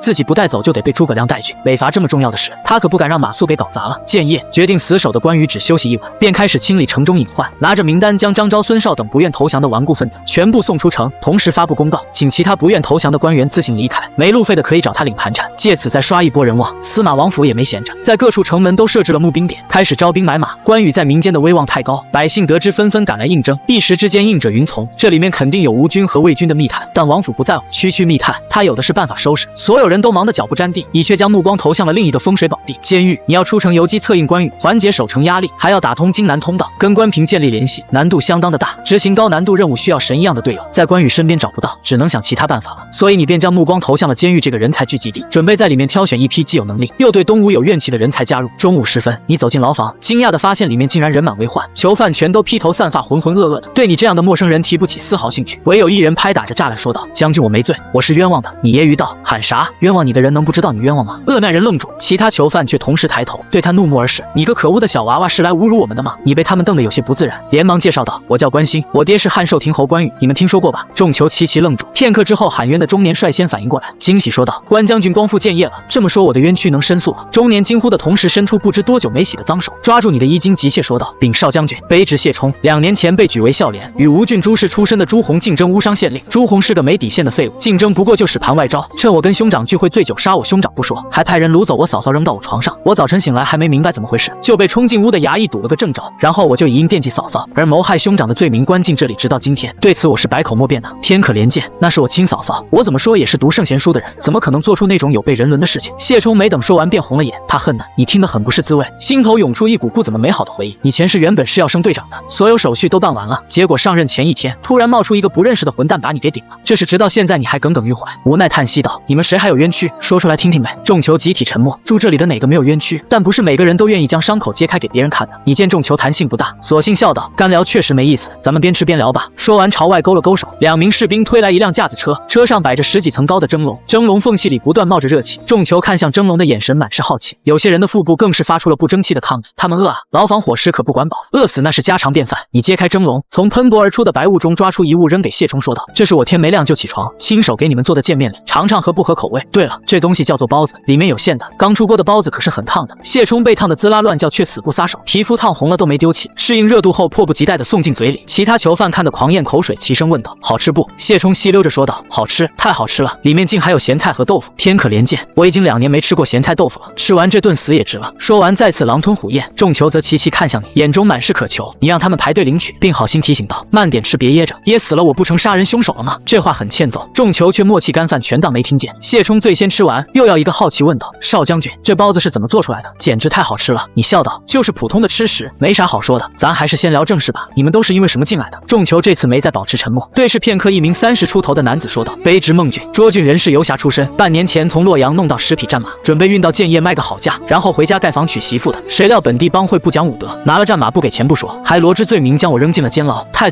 不是东西了。”你笑骂道：“你就庆幸吧，人家至少给你留了条小命。战乱年代秩序崩坏，黑吃黑是家常便饭，没有实力还想保住财力，简直做梦。”孟俊认同你的说法，笑了笑没说话。一名20出头的青年接茬道：“禀少将军，卑职宁还，丹阳人士，家有薄田数亩，读过2年书，卑职有门从小定下的娃娃亲，原本打算成亲之后继续读书，设法步入仕途的，结果我那未婚妻越长越水灵，人漂亮了心也野了，看不上我这个连笑脸都举不上的穷书生了。他爹倒是讲信用，不愿背弃婚约，强行将闺女嫁给了我。原以为成亲是我幸福的起点，谁料却是灾难的开端。那个贱人不知怎么就勾搭上了雇佣的次子姑母，罗织罪名将我送进监狱，他俩勾搭在了一起。想不到这个时代也有勾结情夫、陷害丈夫的狗血戏码，世界果然是个草台班子，各种烂俗剧情不断重复，循环上演啊！三人的控诉引起了其他囚犯的共鸣，纷纷开始倾诉自己的委屈。聊天得知，这些囚犯中既有被当作校士府密探抓进来的，也有被竞争对手陷害的，还有不愿贱卖良田，被世家强行送来，连罪名都懒得找的。入狱的方式那叫一个五花八门，当然也有真正的罪犯，不过是少数。让你诧异的是，里面识文断字的竟然不少，足足有18个。监狱果然没来错，你是个忠实的听众。等所有人都倾诉完毕之后，才笑道：“在里面住了这么久，想家了吧？跟我说说，出去了最想干什么？”宁环咬牙切齿地说道：“自然是找顾木和那个贱人报仇了。灭门之仇焉能不报？”有人鄙视道：“顾氏可是吴郡4大家族之一，你连人家的大门都进不去，怎么报仇？”宁环愤恨道：“那又如何？他顾家在世大命也只有一条吧。老子蹲在顾府门口要饭，等顾木出来就给他一刀，大不了同归于尽。我报不了仇，就让我儿子报。大丈夫生于天地间，十世之仇犹可报也。”众囚纷纷拍手赞道：“好样的，这才是我大汉男儿该有的血性。”几句下来，气氛彻底活跃，众囚讨论的也越发激烈。我没啥仇可报的，出狱了就找媳妇过日子，再生一堆大胖小子，把家里的血脉传下去。我要回家照顾母亲，多年不见，不知道他老人家还在不在。我继续干老本行，为活不下去的少女寻找生计。你气得抓起包子就砸了过去，破口骂道：“混账东西，竟将贩卖人口说得如此清新脱俗，真以为我不敢宰了你是不是？”此人名叫严石，是个连自己姓什么都不知道的孤儿，平时靠给青楼物色女子维持生计，说白了就是拐卖妇女。严石接过包子笑道：“少将军天地良心，我是人牙子不是人贩子，从未做过强买强卖的事，我经手过的女子都是自愿的。少将军有所不知，乡下吃绝户的事情每天都在发生，那些死了丈夫又没儿子的寡妇在村里根本活不下去，送去青楼好歹有口吃的，放任不管就只能饿死了。所谓吃绝户，就是女子的丈夫和儿子死后，村里的叔伯兄弟非但不帮忙照顾，反而趁火打劫将女子吃干抹净，好点的还给女子留条命，恶点的则会直接送女子去见亡夫。吃绝户这种事情遍布各个阶层，连林黛玉都被贾家吃绝户了，更何况普通人？你诧异道：“他们不会改嫁吗？非得去青楼啊？”严石说道：“少将军，你这不睁眼说瞎话吗？黄金暴乱到现在打多少年了，男人都快死绝了，你嫁给谁去？我们村现在全是女人和老人，连路过的野狗都没公的，更别说男人，这是事实。大汉目前的男女比例很成问题。”你听得窝火，转移话题道：“诸位，你们都有各自的冤屈，也都有各自的理想，而且大多数人的理想都很简单，只想要几间茅屋几亩薄田，安心过日子而已。说实话，这个理想已经低得没有下降空间了。但你们自己说说，你们有实现的希望吗？朱门酒肉臭，路有冻死骨，世道为什么会变成这个样子？世道不该是这个样子。朱门酒肉臭，路有冻死骨，世道不该是这个样子，世道不该是这个样子。”谢冲默念片刻，激动咆哮道：“可世道就是这个样子，我们特么的能怎么办？我父亲为供我读书，卖掉家中所有良田给李正做了佃户。我为满足父亲的期望，低声下气四处求学，几10年来一刻也不敢松懈。好不容易举了孝廉步入仕途，结果呢，已经定好的官职被4大家族抢了不说，还害得兄长丧命，嫂嫂蒙羞，连我自己也被关进天牢，除了等死什么都做不了。我家努力2代人，却换来这么个结果，这就是特么的世道。”谢冲抓着栅栏疯狂咆哮，情绪激动得快要崩溃了。孟俊拍着他的肩膀以示安慰，同时悠悠叹道：“身为游侠，我走南闯北这么多年，也算见过世面了。转了一圈，惊讶发现江东的天最黑，江东士族最目无法纪。中原士族虽也恃强凌弱，但有曹操压着，没人敢在官场上动手脚。谢冲这事若发生在中原，曹操敢把对方整个家族都给屠了。县令不是小官，不可能说换就换。上位夫人的准县令也是一样。按照后世的说法，已经是有编制的人了。这事放在曹操、刘备那边，怎么听都像天方夜谭，但在江东却实实在在的发生了。可见吴郡4大家族的实力有多强，孙权对江东的掌控力有多弱。你愤恨道：“圣贤书教导我们要遵纪守法，团结互助，要温良恭俭让。可结果呢？谢冲的前程被抢了，孟俊的财物被抢了，宁环的媳妇被抢了。该死的士族不断打着圣人的幌子教我们做好事，自己却心安理得的做坏事，这合适吗？难道我们就一直忍耐吗？泥人还有3分火气呢，凭什么咱们老百姓就得一直受他们欺负？”谢冲被刺激的眼眶发红，却盯着你冷静问道：“少将军，咱们素未谋面，又非亲非故，你为什么要跟我们说这些？少将军想让我们做什么，不妨直说，只要能帮我杀了朱红，我这条命就是你的。”众囚齐齐看向你，能进这里的没有傻子，他们不相信你会无故示好却不求回报。你同样直视着谢冲的眼睛，满脸严肃地说道：“你想想找朱红报仇，我特别理解，但我要的不只是朱红，而是整个朱氏家族，确切的说是吴郡四大家族彻底覆灭。谢冲不可置信的惊呼道：“你跟四大家族有仇？”你摇头道：“没有，顶多各为其主而已。”谢冲诧异道：“那为什么要做这么绝？他跟朱红有着如此血仇，都没想过牵连朱氏家族，你却要无缘无故的灭人家满门，这未免也太狠了吧？”你解释道：“我刚才说了，世道不该是这个样子的，所以我想改变。四大家族占着吴郡90%以上的土地，享受着各种权益，将整个吴郡乃至周边数郡的百姓全都变成了自己的奴隶。然后呢，掌控海量资源，享受各种特权的四大家族非但没有尽忠报国，反而对下盘剥百姓，对上欺骗朝廷，不断的损公肥私，这合适吗？合理吗？江东是大汉的江东，还是他们四大家族的江东啊？你也是读过圣贤书的，该懂的不该懂的应该都懂。朝廷每年从四大家族手中收缴的赋税几乎为零，知道这意味着什么吗？意味着他们在不断挖朝廷的墙角，吸朝廷的血，他们就是趴在朝廷身上的吸血虫。黄巾之乱为什么爆发？不就是因为士族兼并太多土地，逼得老百姓活不下去了吗？士族把百姓逼反了，回头却把锅甩到皇帝头上，说皇帝昏聩导致天下大乱，皇帝陛下何其冤也。然后呢，王朝覆灭了，大汉玩完了，士族却换个主子继续他们骄奢淫逸的生活，继续肆无忌惮的盘剥百姓，欺负你这种没背景的可怜虫。不只是你，你的儿子，你的孙子，你所有的后代只要出生就会沦为士族的奴隶。士族最大的财富不是良田，不是庄园，而是你们这样的穷鬼。谢冲如遭雷击，愣在原地，痴痴念道：士族最大的财富是穷鬼，是穷鬼。其他囚犯也被你的逆天言论所震惊，脑中陆续浮现出父辈的身影，自己的父亲、祖父乃至曾祖父，甚至再往上数，好像都是跟自己一样的可怜虫。反观四大家族，祖祖辈辈都是高官，已经辉煌数百年，不出意外还会继续辉煌下去，永无止境。也就是说，自己的儿孙会跟自己和自己的祖辈一样，永远挣扎在社会的最底层，那还折腾个什么劲？不如死了算了。谢冲终于回过神来，无力叹道：你说的没错，可那又如何？又能改变什么？你笑道：不试试怎么知道改变不了呢？都说流水的王朝，铁打的世家，不管王朝如何变迁，士族始终存在。害你的吴郡朱氏据说是颛顼帝的后代，都传几千年了，还在当人上人，凭什么？所有士族都认为他们的富贵应该世代传下去，可我偏要打破这一铁律，我要打土豪分田地，将良田公平地分给每一位百姓，让他们全都吃饱穿暖，永远不再受饥寒之苦。我还要改进蔡侯制，推广书籍，修建书院，让每个人都读得起书，还要广建医馆，让所有人都看得起病，让我大汉的百姓全都又有所依，老有所养，让这世间再没有欺凌和压迫。你语气低沉，却听得谢冲震耳欲聋，眼神迷离地问道：这比圣人的宏愿还大，能做到吗？你反问道：能不能做到重要吗？只要我们做了，百姓和历史就会记住我们，纵然我们失败了，后人也会沿着我们的脚步继续前进，直至成功。你应该打过架吧？别人欺负你，你若因为害怕而放弃抵抗，他们就会变本加厉地欺负你。相反，你若抱着同归于尽的心态拼命反抗，他再想欺负你就得掂量掂量。同样的道理，只要我们勇于反抗，士族就不敢肆无忌惮。士族之所以敢这么猖狂，本质上就是被你们这样的良民给惯的。谢冲沉默良久，后退跪地，郑重拜道：民不畏死，奈何以死惧之？少将军说的对，该做的事尽管去做，没必要在乎结果，只要做了，自然会被人记住的。少将军若不嫌弃，我谢冲这辈子跟你干了，赴汤蹈火，万死不辞。看着谢冲坚定的眼神，你脸上露出了满意笑容，这就是他要找的志同道合的人。伟大的事业从来都不是独自完成的，你本事再大，没人辅佐也是白瞎，所以他才会来监狱寻找队友，创建团队。现在看来自己来对了。众囚见被谢冲抢先，顾不得愣神，纷纷拜倒。我们也愿意追随少将军，请少将军收留。严石更是拍着胸脯保证道：少将军，草民以前确实是个混蛋，但已经改过自新了，请少将军信我一回，改变命运的机会可不多，好不容易遇到，没人愿意错过。你盯着他们，语气坚定，不容置疑地说道：你们以前的罪责我既往不咎，以后若敢再犯，我亲自行刑，明白吗？众囚齐声喊道：明白。你起身打开牢门说道：走吧。跟着你走出牢房，感受到久违的温暖阳光。众囚激动得语无伦次，跪地哀嚎，大吵大闹，疯狂发泄，弄得场面一度混乱。你理解他们压抑太久需要释放的心情，因此并未催促，等他们发泄完毕才赶往临时驻地。随后命人给他们烧水洗澡，修剪发型胡须，好好去晦气。虽说身体发肤受之父母，不敢轻易毁伤，但该修剪还是要修剪的，不然几十年下来，头发指甲比腰带都长，像话吗？半个时辰后，洗漱完毕，换上新衣的谢冲再次出现在你面前，看得你眼前一亮，这老小子还挺帅的嘛。谢冲边整理新衣边问道：少将军，卑职需要做什么？你笑道：先当个记录员吧，把你那些狱友的基本信息、所犯罪行以及性格特征全都登记造册，然后给他们安排房屋休息，明早集合。对了，囚犯共有多少人？谢冲想都没想便脱口而出道：共432人。卑职这就去登记。送走谢冲，你去向关羽汇报，顺便了解募兵情况。募兵工作进行得不错，短短半天就招了2万人，但也到极限了。建业常住人口只有30-40万，能招募2万不错了。王府却并不满足，在城内募兵的同时，也在城外各村设置了多个募兵点，准备再招1万，共计3万。再加上关羽从大别山带来的6000和新肥即将带来的大别山群盗，兵力接近5万，守城足够了。至于吴军密探或者曹魏校士府混进来怎么办？你丝毫不担心。堂堂关二爷若连这点小事都解决不了，干脆别混了，趁早回家抱孙子去吧。你没插手征兵工作，从新招募的兵丁中抽出1000余，加上囚犯凑够2000之后，便带着他们去府库搬装备。一夜无话，天亮，全副武装的2000新兵被集中到院子。你穿着明光铠站在队伍前面，满脸严肃地说道：我是关心关安国，我的任务是出城游击，袭扰吴军后方，从而减轻关将军守城的压力。这项任务不但艰难，难而且危险，有不愿去的现在就可以站出来，我绝不为难。众人面面相觑，沉默不语。片刻之后，有人脚步晃动，萌声退隐。谢冲见此，自觉当脱，挥手喊道：“不就是吃苦吗？又不是没吃过，跟吴军拼了！”孟俊跟着喊道：“没错，人死屌朝天，不死万万年，老子豁出去了！”众囚见此，齐声呐喊道：“誓死追随少将军，誓死追随！”他们之中大部分都是做了东吴冤狱的，对东吴官场怨气极大，因此格外坚定。招募的新兵却因者寥寥，没几人附和。你也没责备，抬手制止众囚呐喊，继续说道：“不急着表态，接下来我会进行为期2天的训练，训练结束再做决定。还是那句话，想走的绝不为难，留下的则根据训练表现选拔队长、团长等基层将官。现在我命令，2天时间能训出个屁来，充其量就是让大伙熟悉熟悉，简单磨合一下而已。但没办法，他们现在最缺的就是时间，必须争分夺秒才行。你带着众人训练队形，每半个时辰休息2刻钟，利用休息时间让大伙相互交流、相互熟悉。你本人也没闲着，积极在人群中穿梭，并随机抽取士兵单聊。你叫什么名字？家里几口人？你有什么特长？什么梦想？如果仗打完了又有钱了，最想做什么？有什么委屈跟我说说吧，或许我可以帮你出主意呢。这里绝大多数人都是因为穷才当兵的，当兵也没太大梦想，只是单纯的想吃顿饱饭而已。穷鬼屌丝从未被社会善待过，长年累月下来积攒了太多的辛酸与委屈，这些委屈平时还能忍住，可当你以大哥哥的语气柔声安慰，并且说出错不在你这样的话时，这群铁打的男儿便再也忍不住放声痛哭。其他未被谈话的士兵受到感染，同样红了眼眶，看向你的眼神再也没了先前的抵触与戒备，他们太需要被人关怀，被人理解了。谈话结束，训练继续，到了饭点立刻停下干饭，片刻都不带耽搁的。今天的伙食格外丰盛，热气腾腾的白米饭管饱不说，还吃到了从未吃过的酸菜鱼。大汉食谱太过单调，冬天能吃的只有咸菜，江东又不缺鱼，你索性便将2者结合，弄了点便餐出来。虽然只有一个菜，将士们却都狼吞虎咽，吃得热泪盈眶。在场大多数人半年都吃不到一顿白米饭，更别说酸菜鱼了，这对他们来说堪比国宴呢。严实边吃边哭道：“太好吃了，我从没吃过这么好吃的米饭，这样的美食让我当断头餐吃都行。”